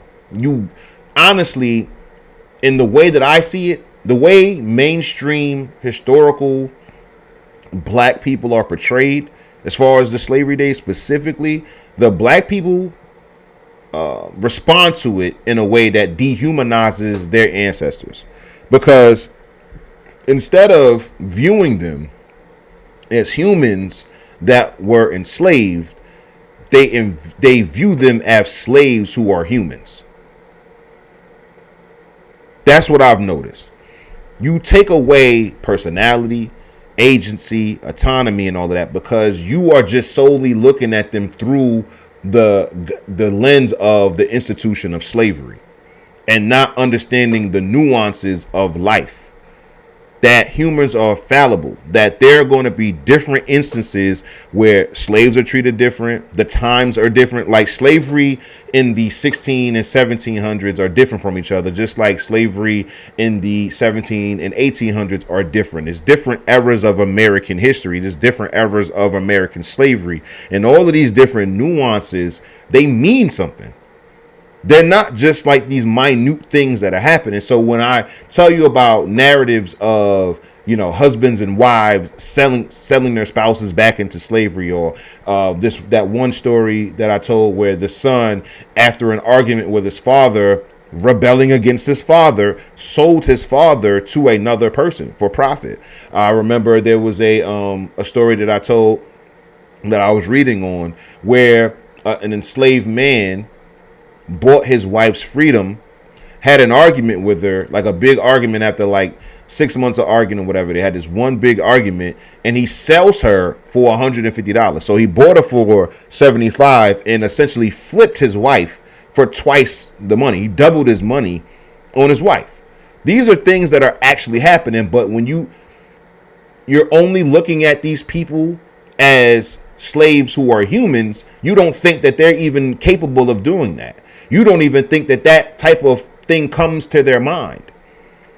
You don't think that there are times where they're saving their money and buying their freedom, or saving their money to invest in their business. In the same ways, yes, in the same ways that I talk about, people working their 9 to 5 and then working on their passions from 5 to 9 and all of that. Yes, these similar things were happening. Now, of course, we do it at a higher clip than slaves, but the mentality is what I'm speaking about. Determination and ambition was on the plantation. Selfishness and being conniving was on the plantation. You dig what I'm saying? It was an amalgam of different types of people. They were still people. They were just enslaved. So all of the same emotions that you have right now in the 21st century, those emotions existed back then. So you'll have a modern twist in how that's exhibited, of course, in the 21st century. But to think that jealousy, envy, hate, and all of that stuff didn't exist amongst slaves is insane. Especially when you have people who are prominent, like Frederick Douglass, who talked about slaves that would argue about who has the best slave master, who has the best, kept up plantation. So think about just particular, instances where two sharecroppers are racing to see who can pick the most cotton or pick the most tobacco and all of that. Not because they're so indoctrinated and, full of self-hate that they enjoy, essentially enjoy that they're in the sharecropping system, but they understand the context in which they are living in. Like I'm telling you right now, 100 years from now, they're going to look at us with all of the technological advances that we have in 2025. They're still going to look at us as backwards. They'll, appreciate the invention of, the internet and, stuff like that. But they're going to be like, yo, dog, like they were still having these problems in 2025. Like they couldn't possibly have been as smart or as autonomous or, have all of these different emotions and stuff like that. And don't let it be 200 years from now, 250 years from now. Like the kids that are going to be reading about our time, 150, 200 years from now, they're 100% going to look at you as people who just didn't know better. Clearly, because of the results, because of the stats, because of, all of that. It's clear that people in 2025 were just backwards people and they didn't have any autonomy and any agency or anything like that. They're going to have similar perspectives of you because it's so distant from them. So what I'm saying to you is me being in the 21st century and reading firsthand narratives of the 17th, 18th, and 19th century Black American, I have a better understanding of what it was actually like. Not because I'm trying to flex on anybody, but because I actually took the time out to study them. No different than people who are really tuned in with their grannies and great grannies and learning what it was like and stuff like that. The reason why I include the studying is because people's lived experiences are going to be largely different than what the whole was experiencing. There'll be some similarities, of course, but there's going to be this, two different experiences. Like, I brought this up. I don't know if I brought it up on my last stream, but this picture or this tweet, despite it, it didn't do any numbers or nothing like that, but it really just shined the light on a real reality that I had. You know what I'm saying? That I noticed. So if you go to my profile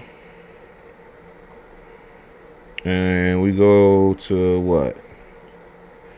The photos or media, right? Doom, doom, doom, doom, doom, doom. I don't tweet much, so it's not going to be hard to find. Where is it? Right here, man. Right here. This tweet right here. It's not going to show, how I had it on my timeline. But yeah. So this is a Black American family in Chicago in 1930s. And this is a Black American family in Chicago in the 1930s. And like I said, same era, same city, two vastly different realities. So that's what I mean when I talk about the nuances and stuff. The people that are living this life here are not living the same exact life as the people here. But both existences and both realities and both experiences are equally valid. This family can speak upon all of the great things that Chicago was able to afford them in this same era, while this family over here can talk about all of the terribleness of Chicago of the same era. It's a tale of two cities, right? It's just the haves and the have-nots and whatnot. So when we're talking about this, people have to understand that this is the nuance that I like to bring when talking about Black American history, because we wouldn't have sayings like black people aren't a monolith if it wasn't for the type of history we're told. We wouldn't have to keep reiterating that if Black American history wasn't taught monolithically. In the ways that they speak on the narrative of Black America, only one of these realities matter. Only one of these realities, are valid, and it's this one. Why is it that this narrative of Black American history is more important than this one, when clearly this one garners positive results or better positive results? We learn more about the Black American experience in this context, almost exclusively when we're talking about Black American history. So how could you look at your ancestors and be proud, or have the type of pride that I bring, as far as, or the type of pride that I have when I'm talking about Black American history, because you only know this? And even when you only know this, you don't know about all of the autonomy, all of the agency, all of the decisions that go into what makes this lifestyle a thing. We just write everything bad as it pertains to. Why you ain't tell me my mic was super hot and super loud? But we just say, oh, that's just all, white supremacy, racism, and that's that. But, because I thought I lost my point, I didn't. This is where Delta Slim comes in. Because Delta Slim was an admitted alcoholic. When one of the twins, because I can't remember who, when one of the twins walks up to Delta Slim with Sam at the train station. He shows him the Irish beer from Chicago. And Delta Slim sipped that beer like he was sipping from the fountain of youth. Like that was water after being stranded on a desert island for days and days and days. It was the nectar of life. And then we learn about a lot through Delta Slim, right? So we know about the scene where they're driving and he sees the chain gang, right? The men working on the side of the road. And so, of course, he tells Michael B. Jordan to slow down and all of that. He tips his hat and tells people, keep your head up, keep your head up. You know what I'm saying? And all of that. And people recognize who's talking to him, and they see that it's Delta Slim, and they all start saying, hey, hey, and it's lit. Of course, the overseers of the chain gang, fires a shotgun in the air to get, everybody back to work and stuff like that. But that was the scene. And then he goes into the story about how him and his guys, the men that they just drove past, were picked up. They were arrested, and the officers gave them their instruments back, and they performed in the jail. All right, they were so good that people were outside the jail watching these guys play. Right, so the cop has the bright idea of taking them on the road. And now they doing private shows in different people's homes, mostly white people, rich white people, wealthy white people, and performing and getting paid. And Sam asked Delta Slim, well, what you do with the money? And Delta Slim didn't miss a beat, didn't take a breath, didn't even think about it. He said, I drank it.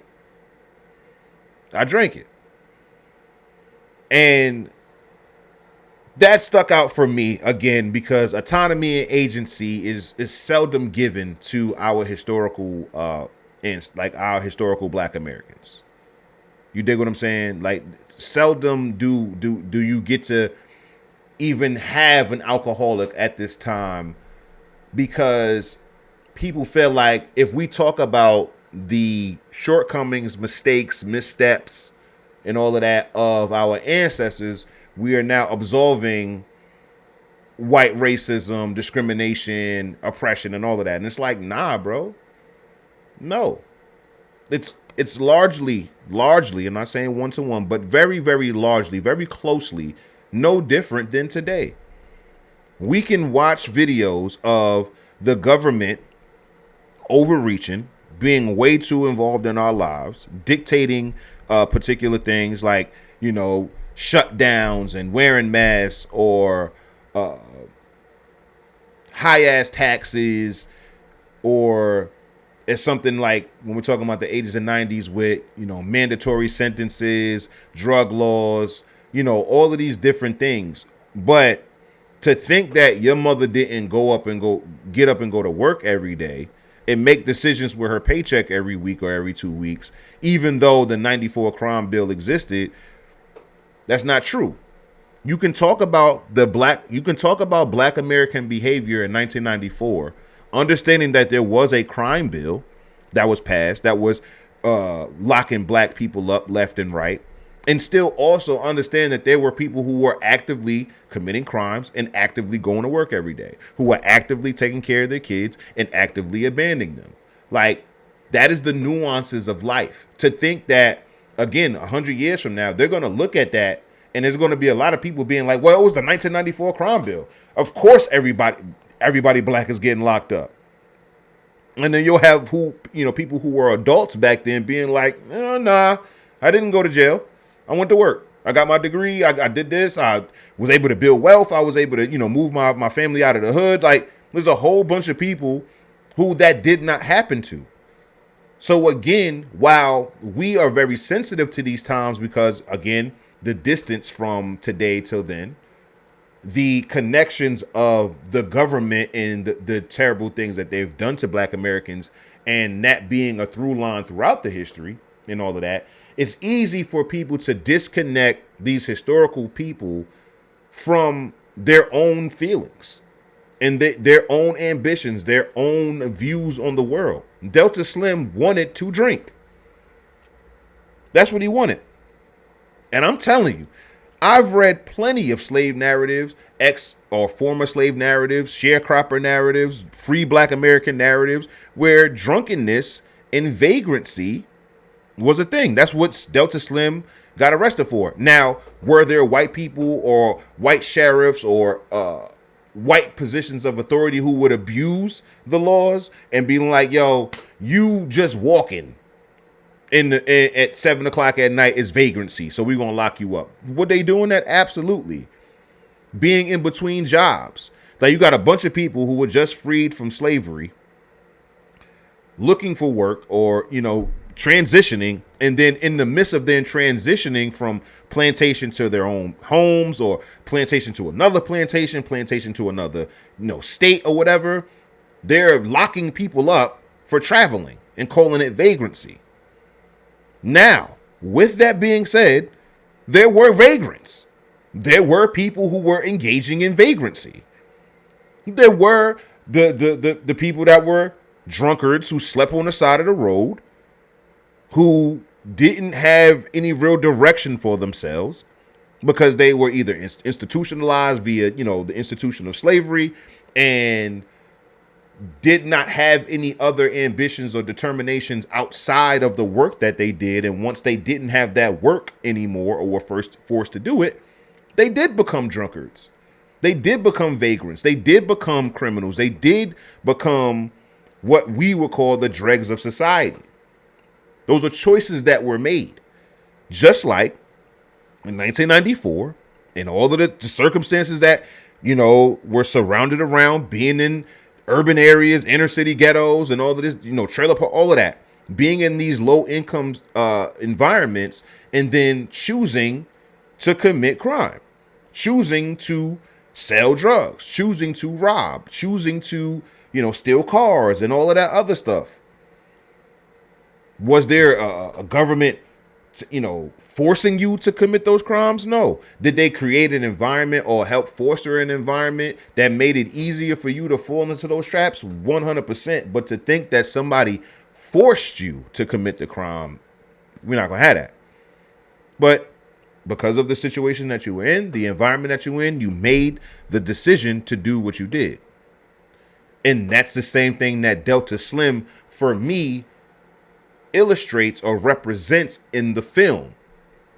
And it's a grounding for me, at the very least, as somebody who's a history buff. Like I said, it's grounding for me because it gets to show that, hey, yo, not everybody wanted to be a big time city slicker. There were some people who were okay with the life that they were living.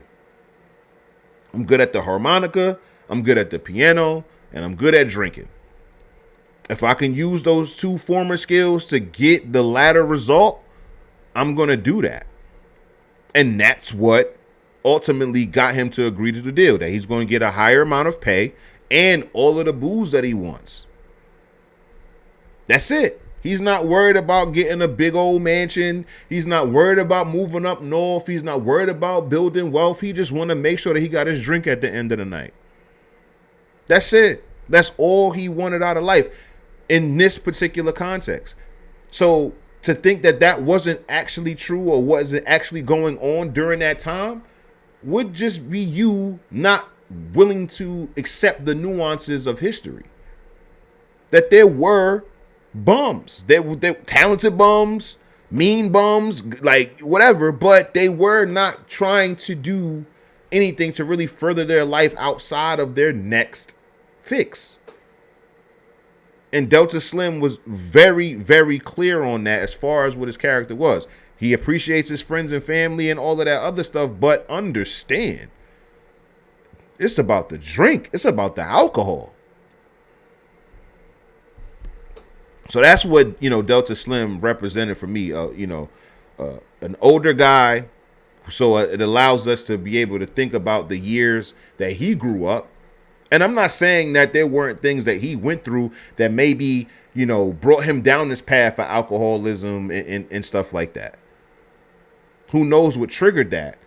But understanding that you are an alcoholic in 1932, you dig what I'm saying? That's and still pursuing it.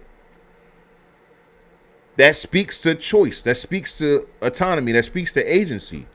You are free to have an addiction. I know that sounds crazy, but again, when you're not thinking about your ancestors as humans, it does sound crazy. And that's why I'm so adamant about the way that I teach history and the way that I talk about history, is because I want you guys to always remember and realize that these were human beings, flawed and all. They had flaws just like you, just like your mom, just like your dad, just like your little brother and sister, just like your favorite cousin. They were all human, susceptible to all of the things that humans have been susceptible to since humans were first on this earth. So it's just keep that in mind. And it allows you to make sure that you're not putting everything and everybody into a box, that you now have some nuance about the situation, so you don't walk away from these history lessons being like, all white people were racist and all black people were victims. All white people were oppressors and all black people were oppressed. It's like, nah, man. No. I know that's easy for you to compartmentalize and be able to, just treat history like that and just throw it away. But no, it's way more colorful than that. It's way more context than that. So I'm glad that we have autonomous characters like this. So yeah, we got, Stack and Smoke, who went out and, was war veterans, gangsters and all of that. But, that speaks to a level of having that ambition and stuff like that. But there's also people like Delta Slim that didn't have those types of ambitions. You dig what I'm saying? That you had people like Preacher Boy or, Sam's father being like, no, you are going to be a preacher in the rural South for the rest of your life, just like I was. There's no real ambition outside of the church. I'm not trying to hear you going out up north to Chicago to become some type of blues musician. No. You need to be making gospel music in the South. What the hell going on? Oh, we heard tale of a party. This world already left you for dead. I can save you from your fate. Oh, we're going to get into the whole thing with Remick and the relationship between Irish immigrants and black Americans in just a second. Just you wait. You don't need no saving. Yes, you do.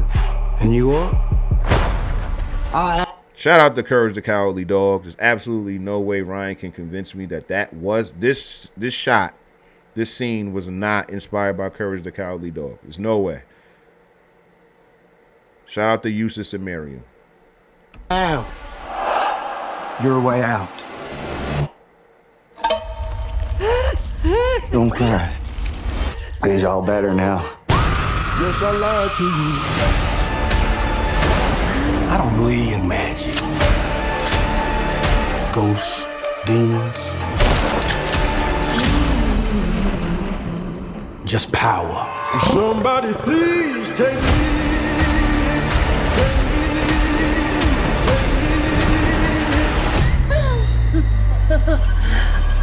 We gonna kill every last one of you. I love that line delivery. I don't know what it is about that scene, but I love when she says that. We gonna kill every one of you. I just feel like that was so dope. That scene bugged me out too.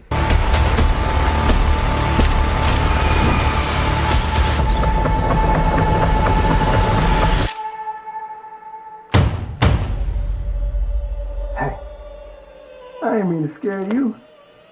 Thought y'all done forgot about me in here. Come on, open the door, let on out of here. Stay.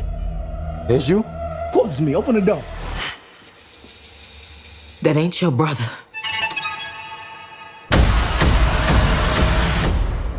Lie to you. Man, super dope. Trailer was super dope. So let me go back to my notes to make sure I'm on point. Stay on point. So yeah, Delta Slim sings. He talks about the story of them, getting that money and stuff like that, and him drinking it, and his friend, who was his partner, used his money to buy a church or a venue of some sort. And he had took all of the money out cash to be able to, I guess when he got there to make the payment. And he had all of this cash in his pocket, spent $2 to get a train ticket. White dude stopped him at the train stop, seeing that he had all of this, it may have been the Klan, but the Klan or white guys had stopped him, seen that he had all of this cash on him, made up a story about how he must have robbed and killed this white man and then raped this white woman. And that's where he got the, money, is ill-gotten money. So they strung him up and lynched him at the train station. Didn't even take him anywhere. Took him and hung him right there at the train station. And not only did they lynch him, they castrated him too. And that was another detail that I believe Ryan added for more of that historical punch to let people know just how gruesome the lynchings were. And they did get that bad. It was routine for people to cut off limbs, ears, and other appendages and stuff like that off of these lynch victims as souvenirs, as things that they can actually sell to other people. There were even certain sick people that would even eat them. But one of the main things that they would do is castrate the men, the black men that they would hang. That was one of the main routines, especially if that person was accused of rape. That was just another way for them to not only, dehumanize black men, but also a way to, take away their manhood, even in death. So that was a very poignant point for Delta Slim to, talk about in the story. And what really got me was how just him retelling that story immediately triggered him to have this impulse to start singing. And if you think about just the historical connection of what the blues is being able to, put your pain into music form.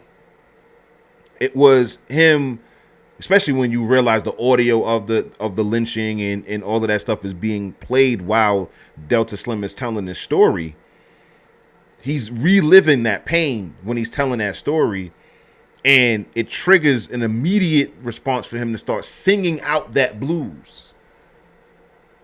It's like how a body, like your white blood cells attacks, disease or something like that, or how it, how scabs are created. It's like your body is automatically doing its best to heal itself. It understands that you are in pain for some reason. That's how the body works. Your brain transmits all of this information throughout your body to let it know what's going on. And you telling that painful story, that blues, okay? The blues that you are speaking out of your mouth creates a reaction inside of your body to heal itself by singing the blues.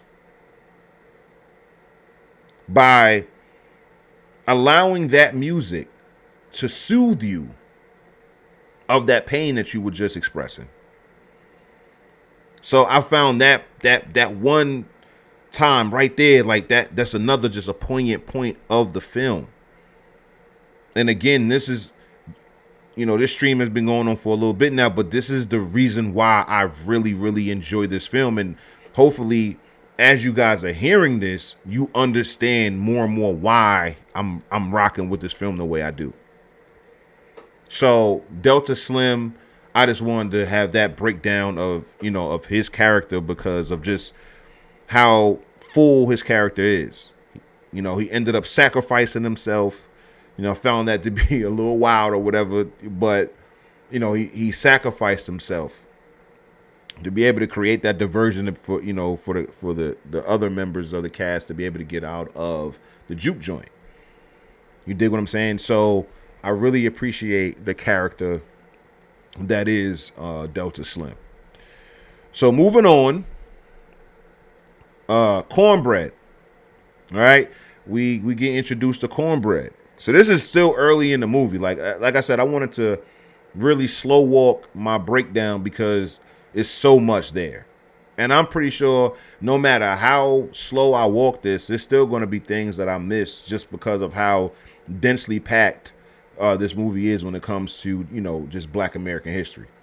So Cornbread's wife, she's pregnant. And they both working in the fields together because two is going to always be better than one when it's time to pay off a debt, especially during these times.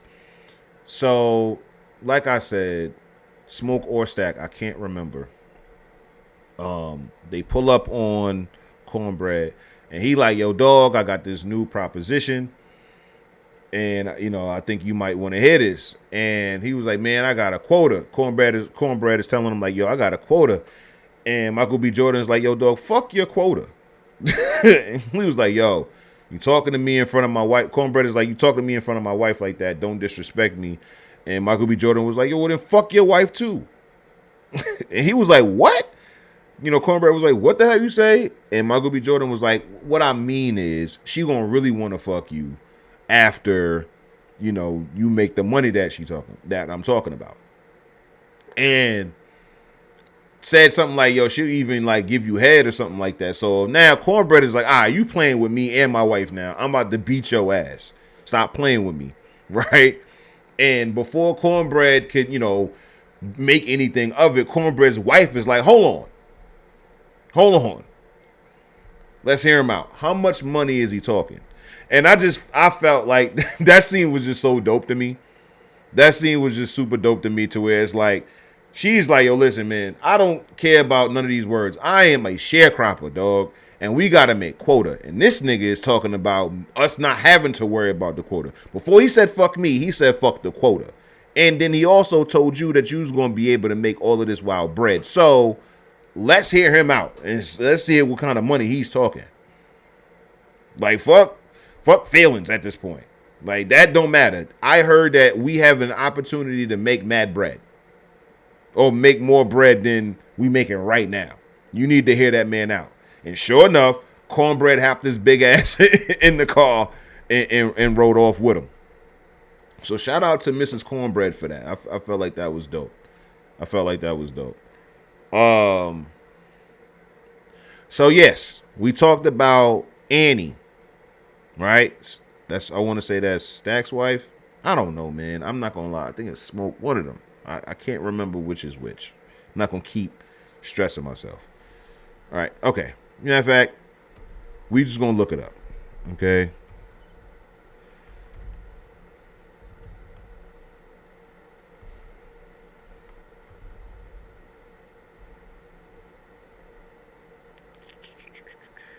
Okay, so Stack is the vampire. That's right, because his not his hand, but his 4-finger ring is Stack. Okay, so wait, hold on.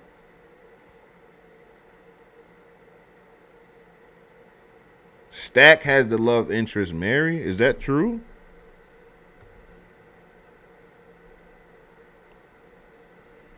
Okay, so Stack and Mary are the love interest. Obviously, duh, because at the end of the movie, they were together. So Smoke and Annie. There we go. Smoke and Annie, Stack and Mary. Right? Cool. So, Smoke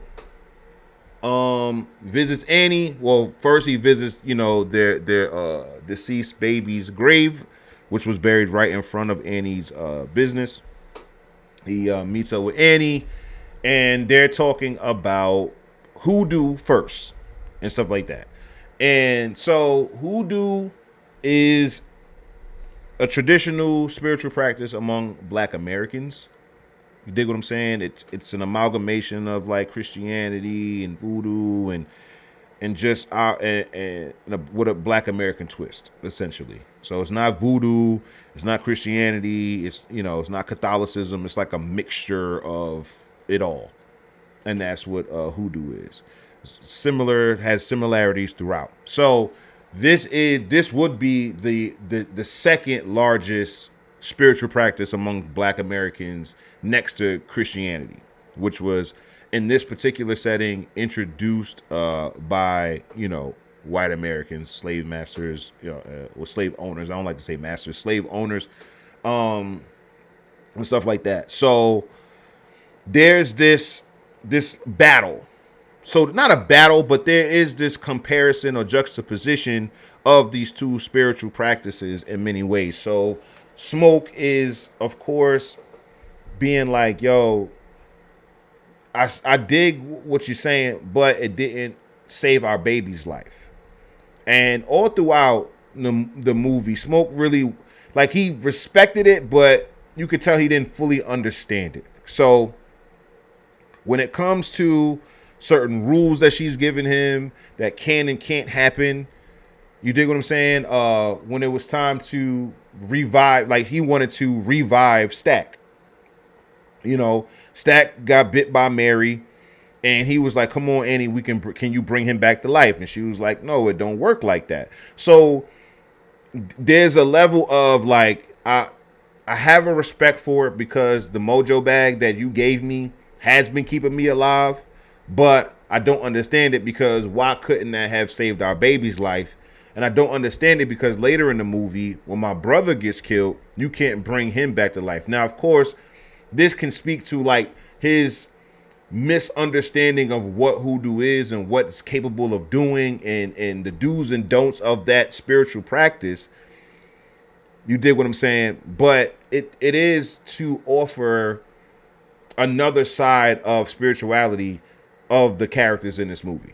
So that's why I really appreciate it. I know that there were some Christians who were saying that this movie is pretty much anti-Christian in particular ways.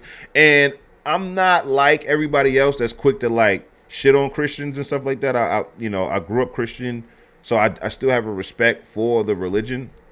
So I'm not one of those people that you'll never hear me going on these like anti-Christian rants and all that other stuff. I have my beefs or, the things that I don't like about it, but I do understand the good that it has done. As much people that don't want to admit that or whatever, there are people in our communities who live a way better life, a more righteous life because of the Holy Bible and because of Jesus Christ and Christianity. So I don't disparage people who go down that route. However, when it comes to having these types of discussions, I did see a lot of people saying that based upon Sammy's rejection of his father in the church, based upon particular scenes that we're going to get into, because like I said, we're going to break all of this down as it pertains to like Remick and the recitation of the Bible and all of that other stuff, that when it came down to actually saving the day, or what was actually the takeaway or the walk away or the moral of the message, was basically that if you want to be able to fight against evil and you want to be able to triumph, you gotta go the secular route, because Sam doesn't choose the church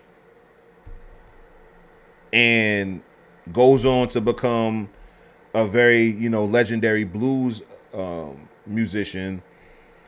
Smoke, he gets shot, and then based upon what Annie told him, I got somebody waiting on me on the other side, and you do too, and all of that other stuff. So the next time we see Annie after she's killed, it's her in all white with the baby, breastfeeding the baby. So at the end of the movie, it can be interpreted as Sammy rejecting the church, going on to becoming, a legendary blues musician, having his own club and, all of that. And then Smoke,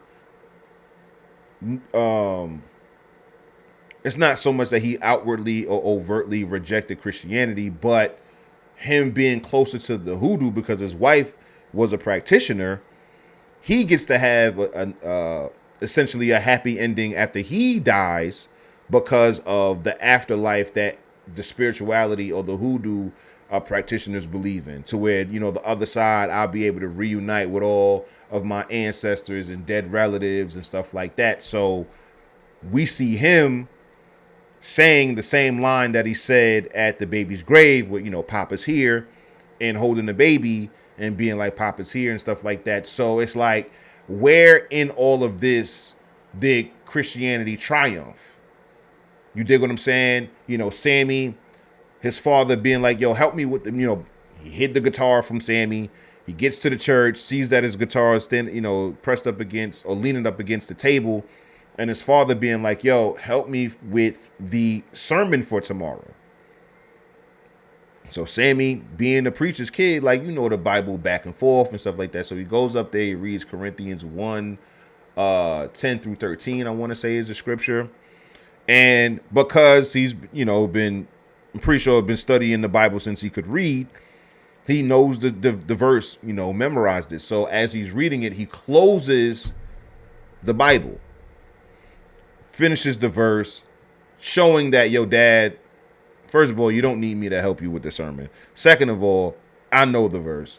And third of all, I want my guitar and I want to get up out of here because I got a whole night ahead of me that I'm planning for. And I'll be back here to do the church thing in the morning. Right? Then you have the response to his performance, and we'll get to his performance in just a second. And that reaffirming, like the success of his performance, reaffirming that, yo, yeah, I'm taking this shit on the road. I'm about to become the illest blues player that ever played the blues. So you have the rejection of Christianity, rejection of the doctrine and all that other stuff, and then you see at least positivity coming out of. I see a positive outcome coming out of the hoodoo side of it. You dig what I'm saying? So I see how a lot of Christians looked at it like it was anti-Christian. I don't think so, but I'm also not going to sit here and say that this movie was like super pro-Christian either. I feel like that wouldn't be fair. Right? So what's next?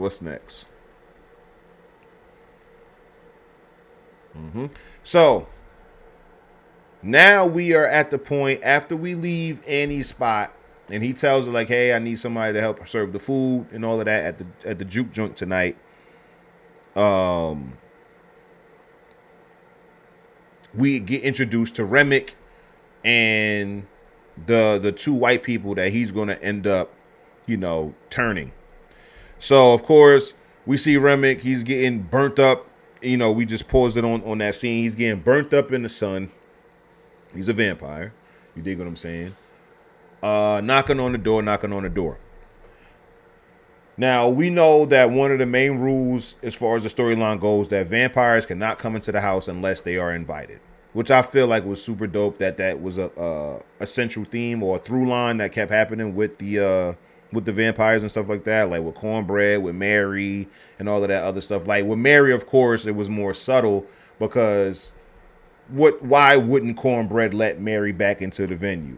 But they still had to let the audience know that she needed to get permission. It's just that the permission that she got it like super quick. So he's knocking on their door. The couple, of course, is, shotgun to the face, distrusting him immediately. But,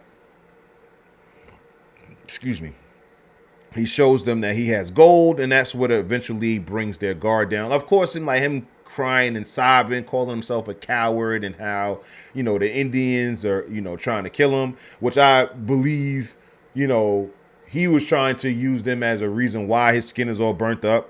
It wasn't the Indians, obviously. It was the sun.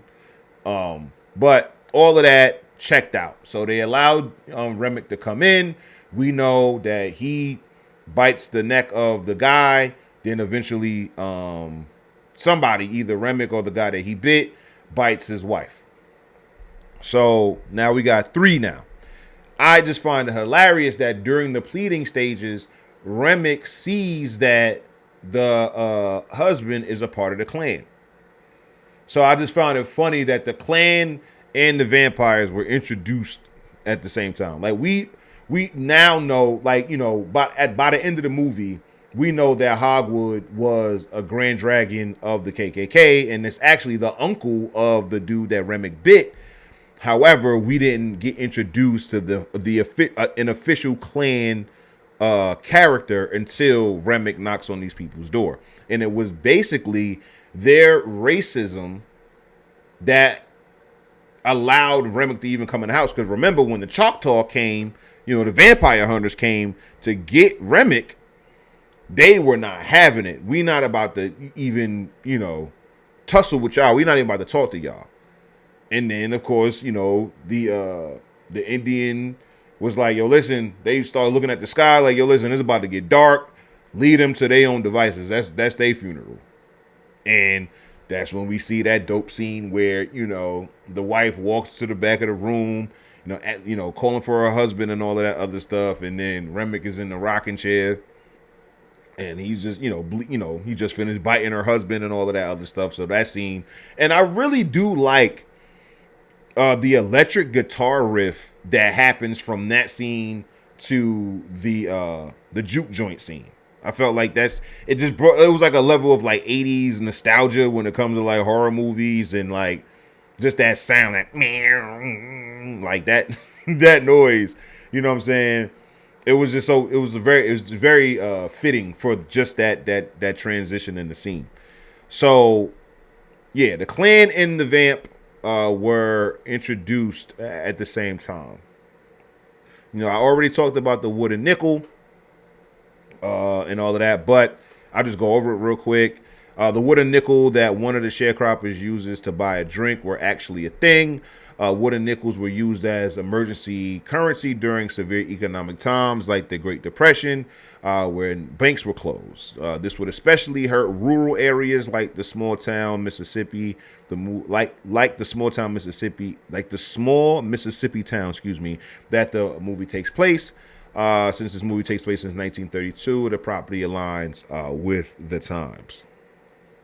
Now, this is the part where we start to get into the criticisms, and we'll be getting to Sammy's performance in just a second. So, as a side note, one of the reasons why I give this movie like an 8.5 and a 9 are for the following reasons. Overall, perfect movie, but there were just these things that kind of bothered me and stood out to me. One, there was a brief moment, and it seemed like they came back to back in the film too. It was after the juke joint was open and stuff like that and letting everybody in. And Smoke or Stack, I forgot which one, said shit like, it's getting popping like fish grease. It's popping like fish grease. Let me holla at you real quick.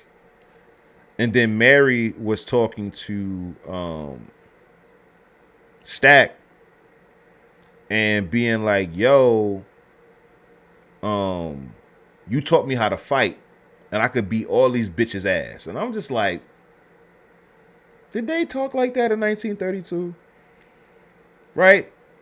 Like, did they really? And it's like, when it comes to the delivery, let's just say the slang is valid for 1932.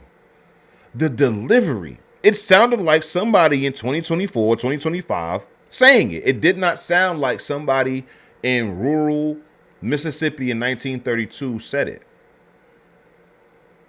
It's like Michael's accent kind of fell flat. His southern accent kind of fell flat.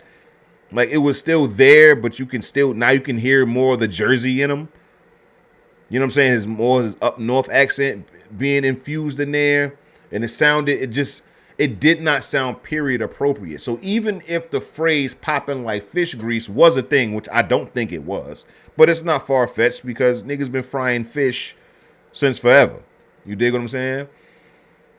But the delivery of those lines, man, it just took me out of the movie. And that is going to be in the land of where my critiques come in. It was the times when whatever happened in the movie took me out of the experience.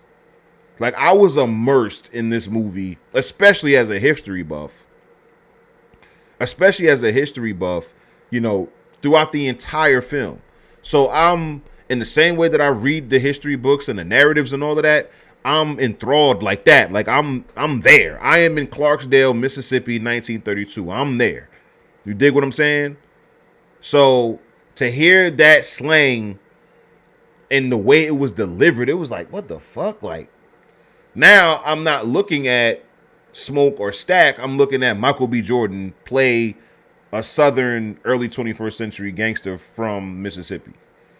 And that bothered me. So that was my first one. So yeah.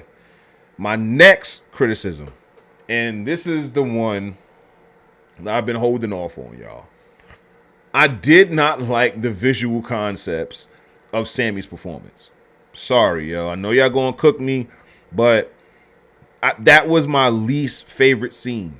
And trust me, I have seen all over the timeline, all over Twitter, where people are telling me just how fucking crazy this scene is. How Ryan connecting all of these different cultural traditions and customs and putting them in all together in Sam's performance, and how it evokes so much of yesterday, today, and the future. And you got the electric guitar, like you got the African musician in traditional African garb. Then you have Sam currently singing with his guitar. Then you have the electric guitar of the looks like the 60s 70s era.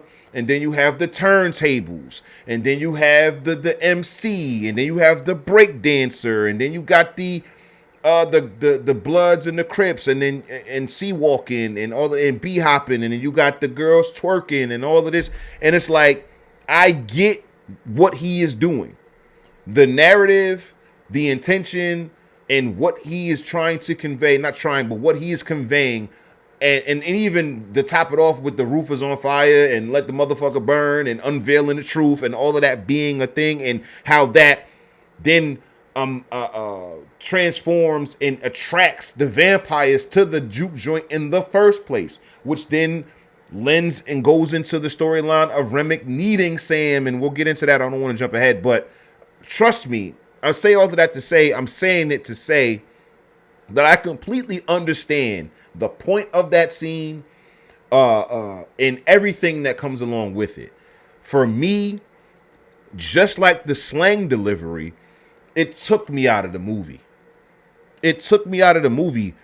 I'm in this immersive situation. I'm in rural Mississippi, 1932. I'm following these twins, all of the things that they've gotten into, their different love interests or conflicts and all of this other stuff. I'm locked in. And then I'm seeing a nigga dressed like he's like in Parliament or the Funkadelics or something like that, like, and he's playing the electric guitar, dressed like Bootsy Collins in 1932. And like, when I seen it, and then the turntables, and like more and more, it was just taking me out of the film. It was like breaking the fourth wall. It was like letting you, it reminded you that you are in the 21st century watching a 20th century film, or a 21st century film taking place in the 20th century. And it really, really like just took me out of it, man. I did not want to see Crips and Bloods, Crip walking and bee hopping and girls twerking and DJ turntables and Bootsy Collins, and I did not want to see that in the context of this movie. So I get how it connects us all in the cultural this, and then we add in Chinese culture in that, and other stuff going on. Listen, that is going to go off with the multiculturalists. That's going to go off with the people who need to be, because I don't want to disparage the scene or disparage the people who like the scene, but I do know that in 21st century films, subtlety is no longer something that a lot of filmmakers can afford. And that could be like, there's a whole theory that, society is getting dumber and stuff like that. So Easter eggs and stuff like that have become a little bit more on the nose, a little bit more ham-fisted in movies, to where now they kind of have to telegraph Easter eggs to you or telegraph particular plot twists to you because they don't have the confidence in the viewer that they're going to get it without it being expressly or explicitly stated to them in the movie. And I've noticed that when it comes to just more modern movies, that they won't allow it to be up to the viewer to interpret this. And that's how I feel about this scene. Like they look, hip hop today is connected to jazz, which is connected to gospel, which is connected to the blues, which is like they had to let you know, right? And of course you're going to do it in a visually, entertaining way. So I appreciate the dances and all of that other stuff. Like I appreciate all of what the scene is. It just took me out of the movie completely. Like that's the real issue, is like because of how it was, displayed or exhibited, it just really, I was like, man. And then it could have just been me or whatever, but like the vocals, like Sammy's vocals were kind of drowned out by the music. Like I understand that when it's time for the roof to burn up, his vocals are now, higher than the music. But for the 3 music times or musical breaks in the movie, it really felt like, and it could, like I said, it could have just been me, but it seemed like the music was much louder than the vocals. And that goes for Perline's song and for Remix's song. So just all 3 of those song selections, I just feel like the music overpowered the vocals a lot, which took you out of like what the lyrics are about and stuff like that. And then you add the visual context of things were going on in each of these performances. So in Sam's performance, you have, of course, that cultural connection, visual thing that you got going on, the hallucination. When Perline is singing, there's the loaded dice fight where they stomping dude out and all of that. And while they stomping her, dude out, people in the main, room are jumping up and down and doing all this stuff. So it's not about her vocal performance, like even though she can sing as well.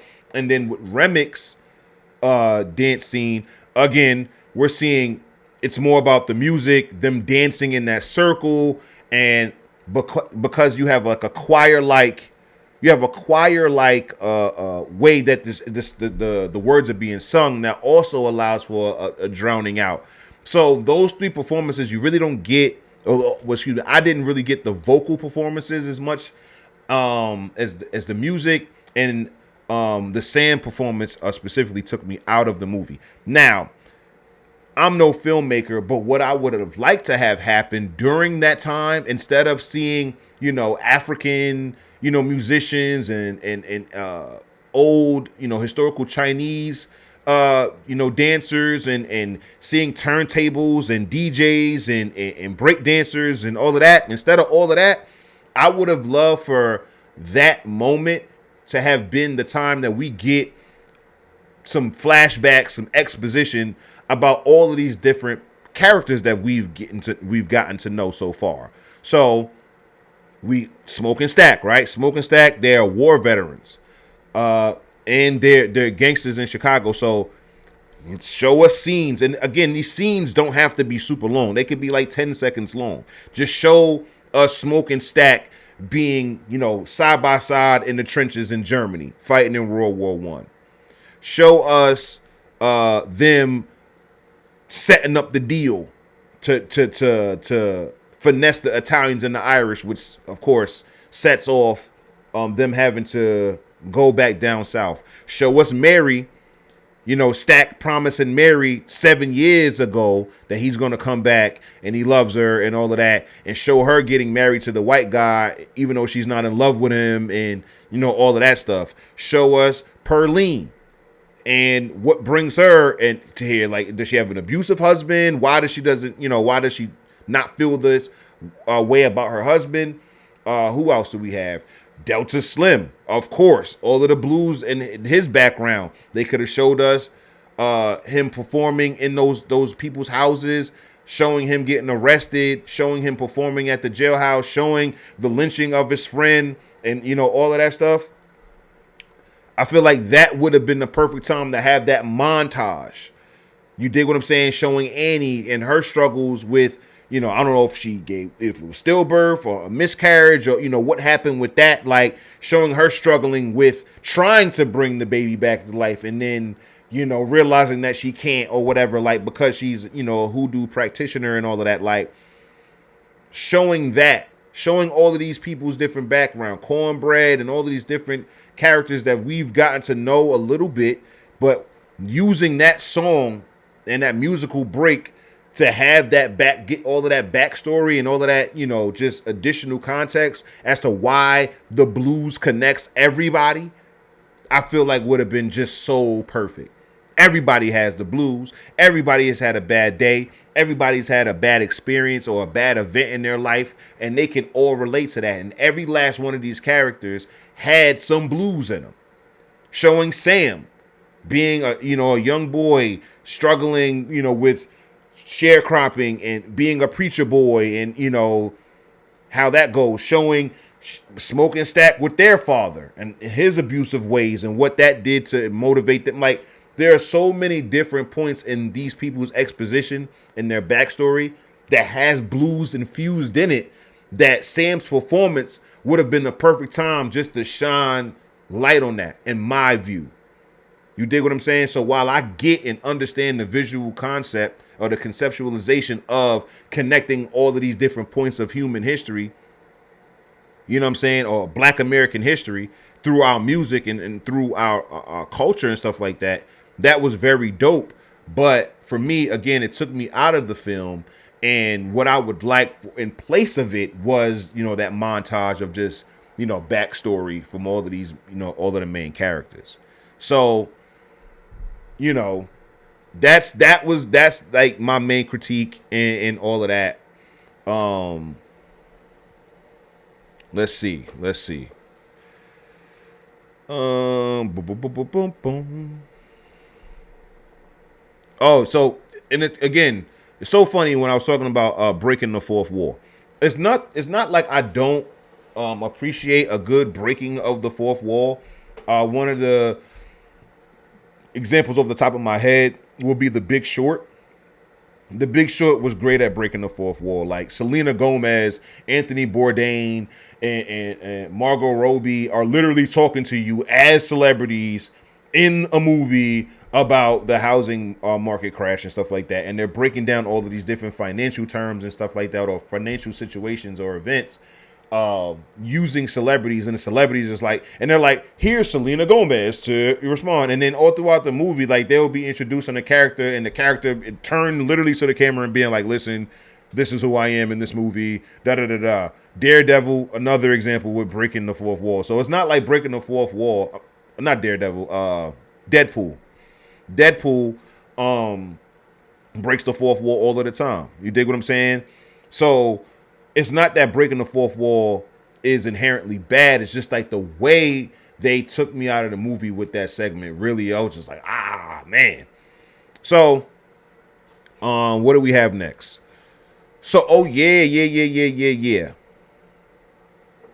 During the talk between Smoke and Sam, Smoke tells Sam about Mound Bayou, Mississippi. And y'all know, hold on, y'all know, we talk about Mound Bayou extensively on Hotep History. We talked about Isaiah Montgomery at least a dozen times on the channel, on social media. Like, we talk about Mound Bayou a lot. So we're gonna go to Hotep History.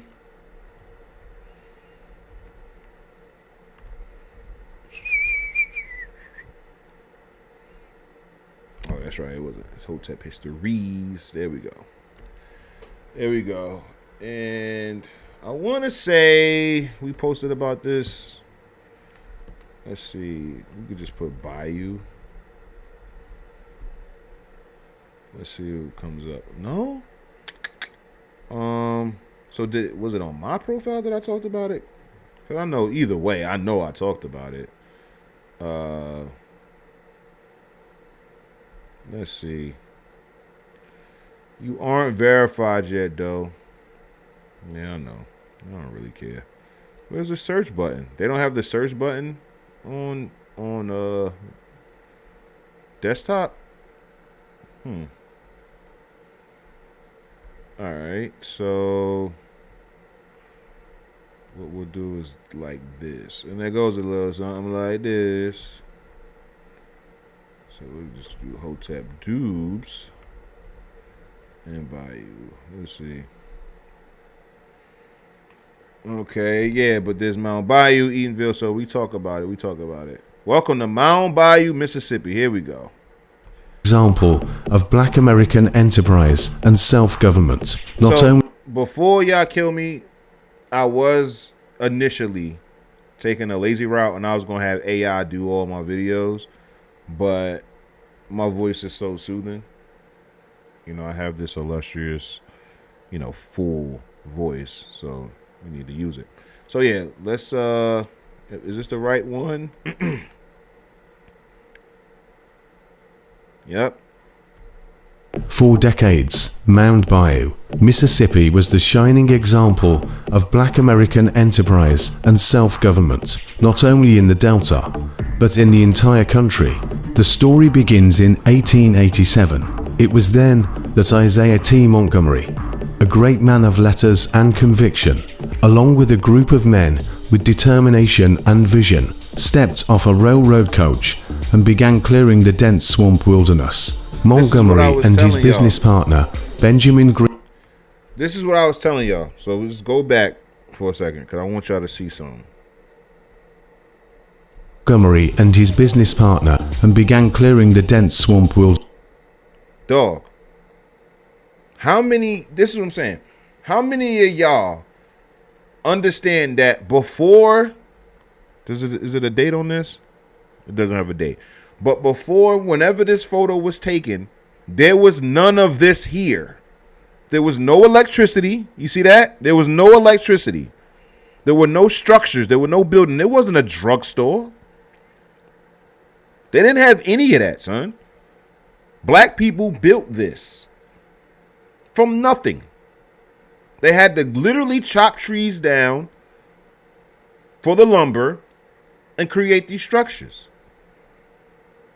Like, people don't understand, like, dog, if I put you, I say this all of the time, if I put you in the middle of nowhere, in the wilderness, how fast can you turn it into this? Just this. This is not even the final stages. How fast could you turn it into this? To where not only do you have a home, there's homes for other people. And not only do you have homes for other people, there's stores. Wilderness. Montgomery and his business partner, Benjamin Green, purchased the 840-acre site for $7 an acre. The work of building the town was long and arduous. The founders cut down trees, drained bayous, built up the land, fought off wild animals, and lived as frontiersmen at a time when... Like, are you kidding me? Y'all fighting off rattlesnakes and all of that and building towns. Like, please, yo, don't piss me off. People be talking about these times like they was just a given, yo. Like, it just happens that way. Like, no, yo. Homes do not grow out of the ground. Entire towns do not grow on trees, yo. You have to be intentional and deliberate at that shit. When most blacks in the South were working thankless sharecropping jobs for little or no pay, the citizens of Mound Bayou were holding public office, printing newspapers, founding banks, schools and churches, selling railroad tickets, milling cotton seed, and farming their own land. Black leader Booker T. Washington, a frequent visitor to the town, once wrote, "Outside of Tuskegee, I think that I can safely say there is no community in the world that I am so deeply interested in as I am in Mound Bayou." Straight up and down. That's the legacy of Mound Bayou. So Smoke is telling Sam, like, yo, fuck Chicago, bro. Like, you don't have to worry about no motherfucking Chicago. Go to Mount Bayou. It's in Mississippi. And this is what I'm talking about when it comes to these different pieces of just like relevant points. Because I said earlier in the stream that there were many people who stayed in the South and flourished better than a lot of their migrant counterparts who went up north. So instead of Sam going from Clarksdale, Mississippi to Chicago, Illinois, he goes from Clarksdale, Mississippi to Mount Bayou, Mississippi. I don't know if he mentioned how far it was from Clarksdale, but I'm sure it's close enough, especially if you're willing to travel to Chicago. It's super close compared to. So go to Mount Bayou. And if Sam was like, yo, respectfully, cousin, I don't want to do that. I'm going to Chicago. I'm going to be this dope blues singer and all of that. And then, of course, Smoke was like, yo, I'll shoot your ass and all this other stuff. And, it is what it is. So that's what happens. But, even at the site, even after Smoke pulls the gun on Sam is like, yo, you're going to have to kill me because I'm going to Chicago. There's nothing you're going to stop me. But, again, nuances in all of this. So we're coming to the end. We're coming towards the end. Yeah. Only got a couple more points and then we up out of here. Shouldn't be here after like 11:30 or whatnot. So, lastly, one of the last points was the connection between Remick and Sam and how it's not so much an allegory between the relationship between Irish Americans and Black Americans, but it does speak to certain levels of it. So I do want to first say that you don't really hear Remick's Irish accent until this time, until after he's already turned the party. Because, when Delta Slim kicked everybody out or whatever, of course, the let out was turned into vampires. It was pretty easy to do, if you dig what I'm saying. So now the people that were at the party are now vampires, and now Remick is, the ringleader of all of these people, and he's singing, old Irish folk music. And again, Ryan spoke about this as far as like his appreciation for that genre of music, like that, river dancing and Irish folk music and Irish folklore and all of that other stuff. That was super dope. So one of the connections that I know of, and it's actually something that I learned not too long ago. So there's this parable or joke or whatever it is, but it goes like this. In life, you only have two things to worry about. Whether you're sick or whether you're healthy. Now, if you're healthy, you have nothing to worry about. But if you're sick, there's only two things that you need to worry about. Whether you're going to get better or whether you're going to get worse. If you're getting better, if you want to be better, you ain't got nothing to worry about. But if you're going to get worse, you got two things to worry about. Whether you're going to live or whether you're going to die. Now, if you're going to live, you ain't got nothing to worry about. But if you're going to die, you got two things to worry about. Whether you're going to go to hell, or whether you're going to go to heaven, or whether you're going to hell. Now, if you're going to heaven, you ain't got nothing to worry about. But if you are going to hell, you got two things to worry about.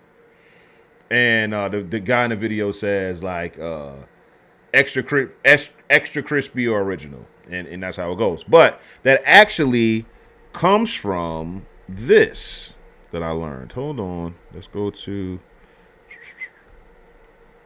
this. I found this connection pretty interesting. To worry about.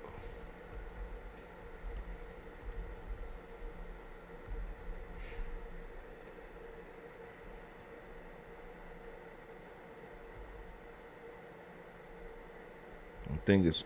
Oh yeah, it is. It's called Why Worry. That's what it was. That's what it's called. Which one? Give me the biggest one. Pause.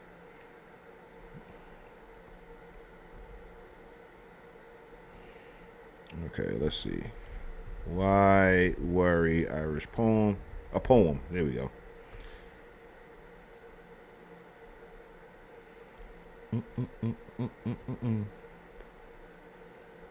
They are giving me nothing right now, man. Give me. I just want one that's big enough to show the audience. All right, there we go. So in the Irish version, or this would be the original version, right? There are only two things to worry about. Either you are well or you are sick. If you are well, there's nothing to worry about. But if you are sick, there are two things to worry about. Either you will get well or you will die. If you get well, there is nothing to worry about. But if you die, there are two things to worry about. Either you will go to heaven or go to hell. If you go to heaven, there's nothing to worry about. But if you go to hell, you'll be too busy shaking hands with your friends. You won't have time to worry. So why worry? You know what I'm saying? So I originally saw this be told by a black man from the South. Come to find out, this actually has Irish roots. And not only that, of course, you got, if you remember movies like Gangs of New York, Irish people were not considered white for a very long time. They weren't considered white until like the late 19th century. And then then it wasn't fully adopted or accepted until like the early 20th century. You even had terms like Irish nigger and all that other stuff. Like that's a thing. Irish N-word. You know what I'm saying? So that's just, how that goes. So there is a connection there. So when it comes to Remick, right? When it comes to Remick, he is he's drawn by Sam's music. As a matter of fact, that performance that I was talking about is what brought the vampires to the juke joint in the first place. They heard all of that black energy. They heard all of that, black music, black culture, and all that other stuff, and it attracted them to it. Now, of course, people who are having their, minds moving while the movie is going, automatically are thinking about culture vultures and, just the immediate connection between these outsiders, whether they be white or not, or Irish or whatever, using black talent and siphoning black talent. Because remember, Remick says, I want to use your voice. I want to use your story to be able to reconnect me with my people. Now, in that regard, you can take that and interpret that in however many ways you want. You dig what I'm saying? You could say my people are the Irish people, my people being other vampires, whatever.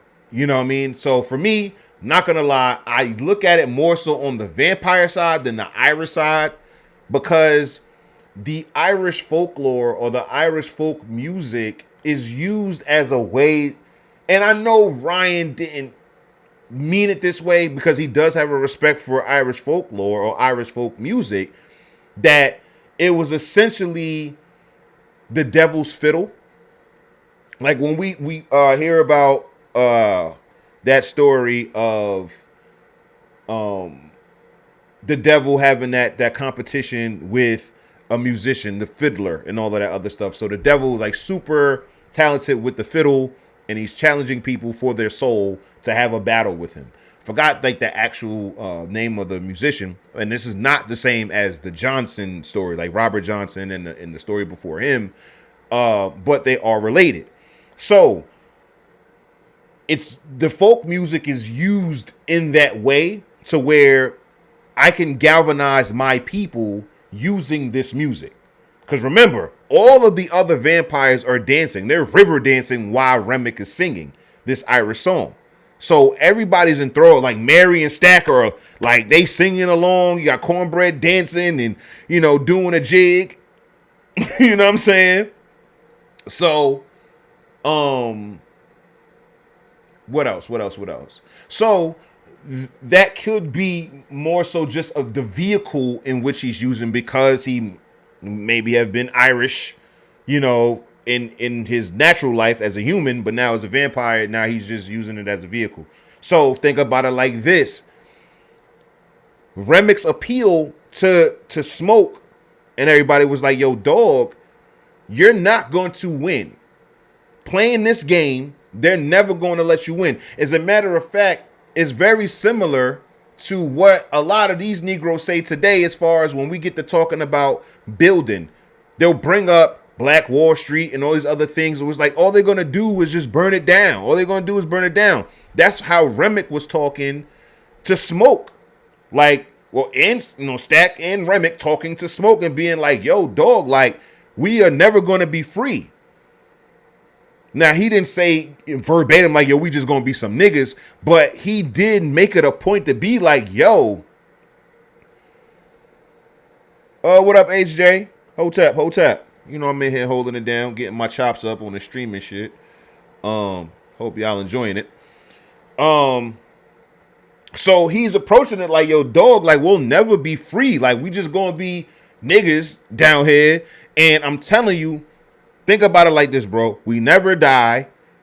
And we have the ability to create more and more of us. Our movement is almost locked in. Like, imagine anybody, any movement, it does not matter whether it's the UNIA movement, whether it's the civil rights movement, whether it's Booker T's movement. I don't care who you are.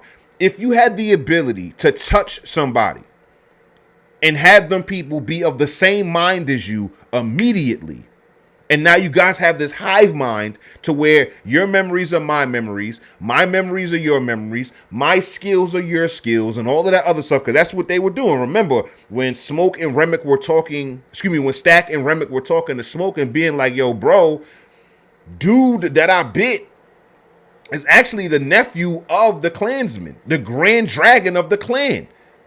And Stack was able to corroborate it by saying like, yo, bro, I have his memories. I saw what he saw. He's not lying. So now Remick is looking at like, yo, Sam is this dynamo when it comes to blues. Now we see what the Irish folk music is doing to galvanize our people, which would be the vampires or our kind. Because remember, a lot when they turned, whether it be Cornbread, Mary, Stack, whoever, when they turned, they stopped talking about I and only talked about we and us. That's what Cornbread did at the door. That's what Mary did at the door. You dig what I'm saying? The only time that they even referred to themselves is when they were trying to ask for entry into a place. When Mary walked up to Cornbread and was like, you gonna let me in? She didn't say you're gonna let us in, but she's like, you're gonna let me in. But every other time when they're talking about the hive that they are a part of now. Us and we. You know what I'm saying? When Mary goes in and actually turns Stack, now we're going to kill every one of you. We, us. So Remick is approaching him with that. So now if I have this hive mind with not only, a bunch of white people and a bunch of black people, I have my skill as far as Irish folk music, but then I have an amazing blues player a part of it. So now we can now create more influence with this sound, especially when you just think about how this goes. Nobody's going to juke joints during the day. Nobody's going to speakeasies and shit like that during the day. These are all activities that are coveted by the nighttime. So more and more people, as they listen to our music and get in tune with us, we are now able to affect change. And we'll see that later on in the post-credit scenes, and we'll get to that in just a second. But I saw that as Remick seeing how powerful black music is and wanting that. And one of the things that I noticed when it came down to Remick having that appeal, and this is after they were let in and they were fighting, because I told you I was totally pissed at Grace, totally pissed at Asian Grace for doing that. But after that happens, Remick has Sam in the water and he's dunking him in the water as he's speaking.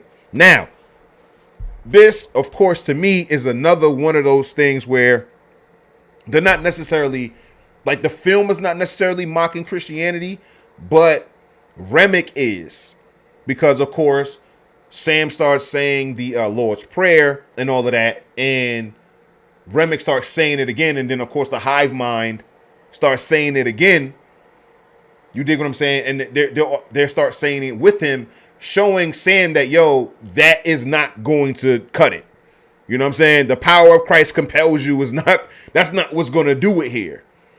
And one of the things, I'm pretty sure people peeped it when Remick said, because, you know, after he started repeating Sam saying the Lord's Prayer, he was like, yo, listen, the men who stole my father's land forced that onto us too. Because remember, the Celtic people, like, which would be the ancestors of Irish people, they had their own belief systems, just like the hoodoo in America. You dig what I'm saying? Like, they had their own practices. And now here comes England or Anglos being like, okay, this is our land now under Christian rule.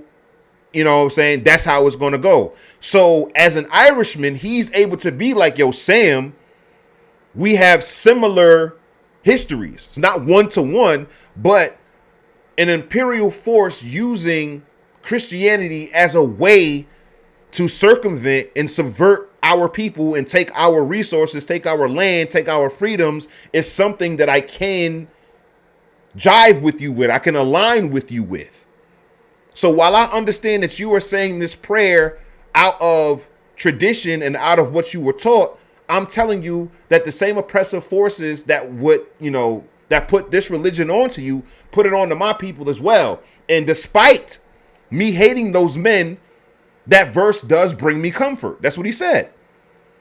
That particular verse brings me comfort despite me hating the men who brought it on to me. So I thought that was another, and this is what I'm saying when it comes to the Christians, seeing that when Delta Slim is like, yo, this is you know, this is not what, you know, this ain't the shit that they forced on us. This comes from home. He was talking about the blues and our music and all of that other stuff. But of course, making it very known that Christianity, the Bible, and all other stuff doesn't necessarily come from Black American culture, and it was introduced or so to speak, forced onto Black Americans. So this is all happening within this scene. So for me, you could take that in many ways, like the connection between Black Americans and Irish Americans as it pertains to the greater society, them not being fully white until the late 19th, early 20th century, you know, how Black American music has been used for over 100 years. Black entertainment overall has been used and exploited over the past 100 years to where literal vampires or literal culture vultures are siphoning our talent, siphoning, you know, all of our hard work and stuff like that, and being able to turn a profit on it at higher margins or higher rates than the people who are actually creating the art and creating the music. So these are all things that, of course, you think about when you're watching these scenes. You dig what I'm saying? So let me head back to my notes and we can wrap this up. Hold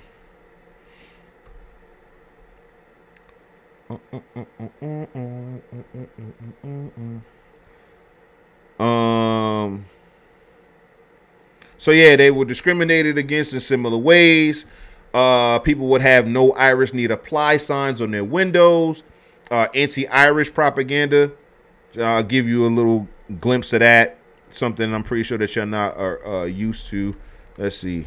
Anti-Irish.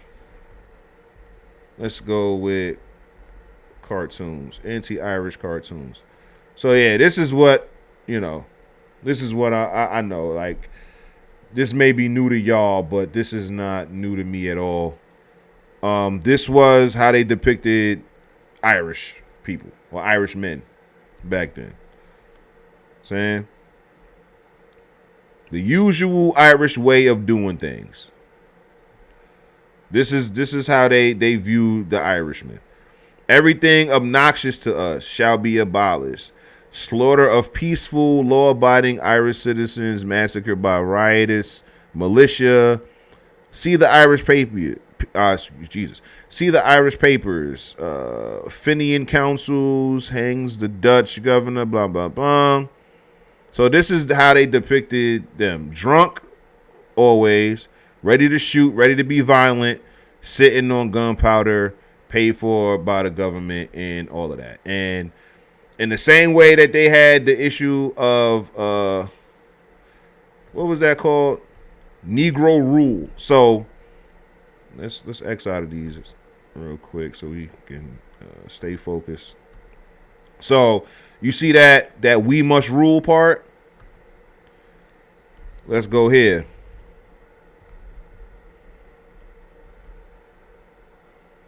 Negro rulers of Scotland. Oh yeah, I forgot I googled that shit the other time because this one dude had wrote this book, pseudo book. But yeah, here we go.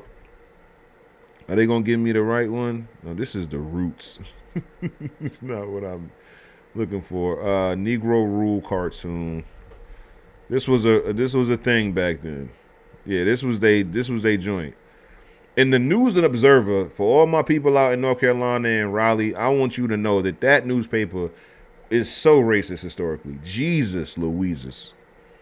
So racist. So this was a political cartoon that they created to fearmonger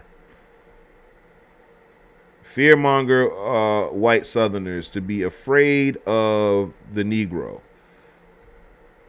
This is what they did. And this is, you want to know what this was in response to, fam? This was in response to niggas having the right to vote. That was it. They are no longer slaves, and they have, and black men have the ability to vote.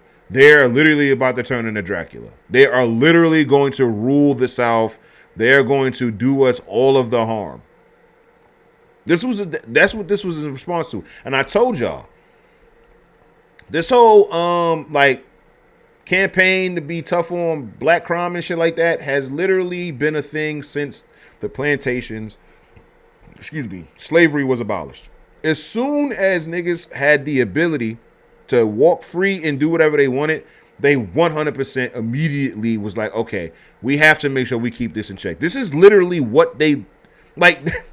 These political cartoons is what, or not everybody, but what, especially the drawer, like the author of, the illustrator of these cartoons for sure. But the publications who co-signed this, and many of the people who believed in what the newspaper was saying, in the same way that people be ingesting the media today, they thought, this is what they thought of black people. This is what they thought of black freedom. Like, if we give them an inch, they're going to take a mile. Fuck a yard. They're going to take kilometers. They're going to take miles and miles and miles. And we're going to literally be enslaved by blacks. And this is what they thought. So just think of the juxtaposition between this, we must rule, because this is, all of this is just a narrative that they're saying that the Irishman is saying. This is what he believes, right? So our liberty has been taken away, killing Orangemen. Down with the base. What does that say? Down with the base, hireling police. Peaceful citizens must avenge the massacre of the 12th instant. I would have to look into what that is, but this is the rhetoric that the Irishman is saying, drunk and with his boomstick here. And then compared to this, it's all propaganda. I'm not saying that Irish and black people were had the same, were going through the same exact thing. I'm just saying the ways in which they propagandized against groups, they did it, all encompassing. If they didn't like Irish people, they were going to use political cartoons as a way to convey that thought, that anti-Irish sentiment, and as well as anti-black as well. So that's what I'm saying. They used it for the same reasons. However they felt about it obviously changed because Irish people became white not too long after those cartoons were made about them. This cartoon was made about them in 1871, it says. Right? 1871. this cartoon was made, and by 30, 40 years later, they were considered white. So it is what it is. So wrong folder. Why did I open that? Close that. Let's see.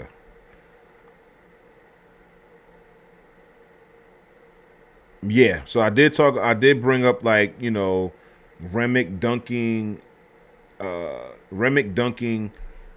Sam into the water was definitely like a weird play on like baptism, and again, little digs at Christianity throughout that.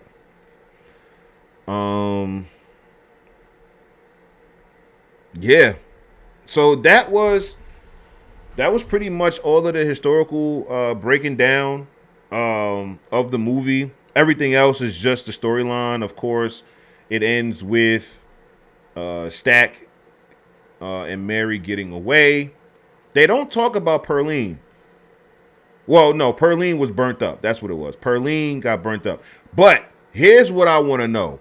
How the hell, after the sun comes up, right? After the sun comes up and burns all of the people that was in the juke joint, including Remick and all of that, where the hell did Stack and Mary go in order for them to survive?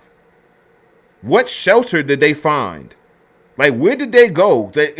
You can't drive anywhere unless no, you can't, because the windshield is going to should be burning your lap and your whole front up if you driving.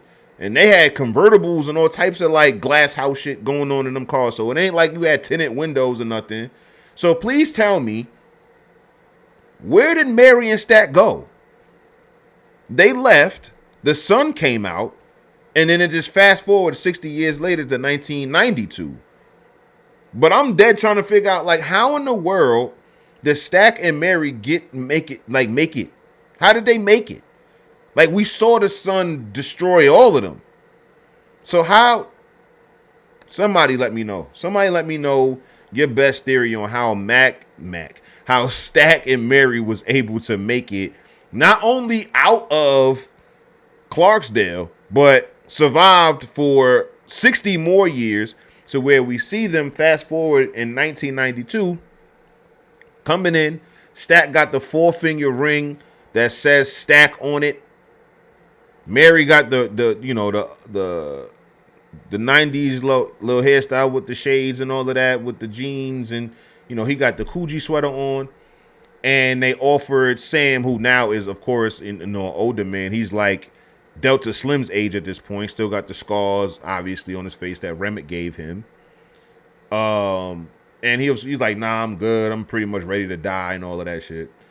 And that's pretty much how the movie ends. And then it was like another post-credit thing of Sam singing as a youngin'.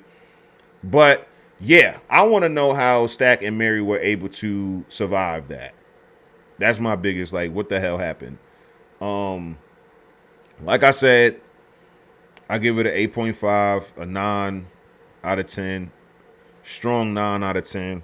I'm going to just stop saying 8.5. 9 out of 10. My only one that I take away were things that I was saying as it pertains to those things I didn't necessarily like about it, like Sam's performance and things of that nature. But yeah, man, like Sinners, we can go back here to the original slide and all of that. But Sinners was just a great movie, man. Sinners was just a great movie. I wouldn't mind seeing a sequel. I wouldn't mind seeing a Sinners sequel that takes place in the 90s. Like that would be fire, seeing how Stack and Mary like do it up. A prequel I'm not too interested in, just as I'm thinking about it. Like, yeah, there's certain elements that I wish were added in this one. Like, I broke down that entire thing that I wish that, during Sam's performance, we would have got some backstory. But there's really nothing too much happening before the events, or it even alludes to anything being something major. Like, seeing them in Chicago as gangsters for 7 years,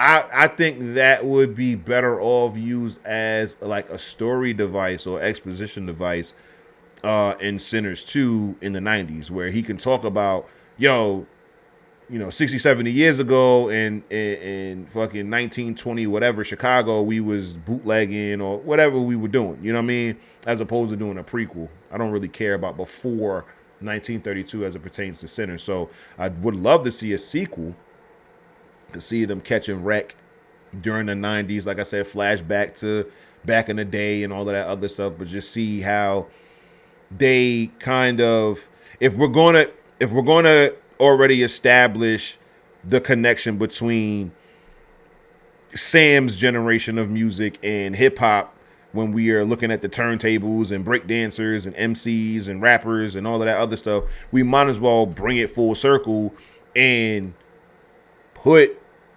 Mary and Stack in that regard, to where music still remains one of the through lines, like Remick did, even though he's the one who turned them or whatnot. Like, we keep that theme. So of course the hip hop scene, the R&B scene, and all of that, we can now just shoot, like, just throwing shit like at a wall, like gangster rap being one of the things that's used nefariously by the vampires and shit like that, because the music is so violent and all of that other stuff, and show like another allegory for how culture vultures used gangster rap as a means to create a school to prison pipeline via the music, and how the private prisons are in bed with the record labels, and we can use that, all of the stuff that we know, just like how Ryan used all of the stuff that we know as far as like Black history in the South, early 20th century, cotton picking sharecroppers, and all of that stuff, like that. We can get into those same type of tropes or same type of Black American experiences just in the modern day, using the same type of story. You dig what I'm saying? So again, hats off to Ryan and his entire just team and staff for creating this. Shout out to Michael B. Jordan for a phenomenal performance. Everybody, all of the characters, I really don't have any complaints with any of them as far as like who they were acted by, how they were acted out. Like I said, the only three things that I had an issue with would, of course, like, Grace being the one to let the vampires in, the modern slang that just didn't really mesh well, and then of course Sam's performance that I didn't really connect with, but understand. So that's this episode of Hotep History Live. I hope y'all appreciate it. I'm going to use this footage as a vehicle to create a nice edited version of this to show for my Patreon subscribers and stuff like that. So make sure you subscribe to patreon.com/Hotep History, patreon.com/Hotep History. Make sure you become a subscriber today. That video will be up shortly, in the coming days, after I add some more elements and stuff like that. I may not even need to add anything, to be honest. Once I play it back, we'll see. Make sure you follow me on Twitter, at Hotep Dubes on Twitter. What else? Thank you for watching. I appreciate it. I really enjoyed this movie, so I wanted to break it down. This is my first like real historical movie breakdown. So if you guys have any suggestions, if I should do other movies like this that are Black movies that are period pieces and stuff like that, I'll be more than happy to. Just let me know. And as always, man, Hotep and Bill.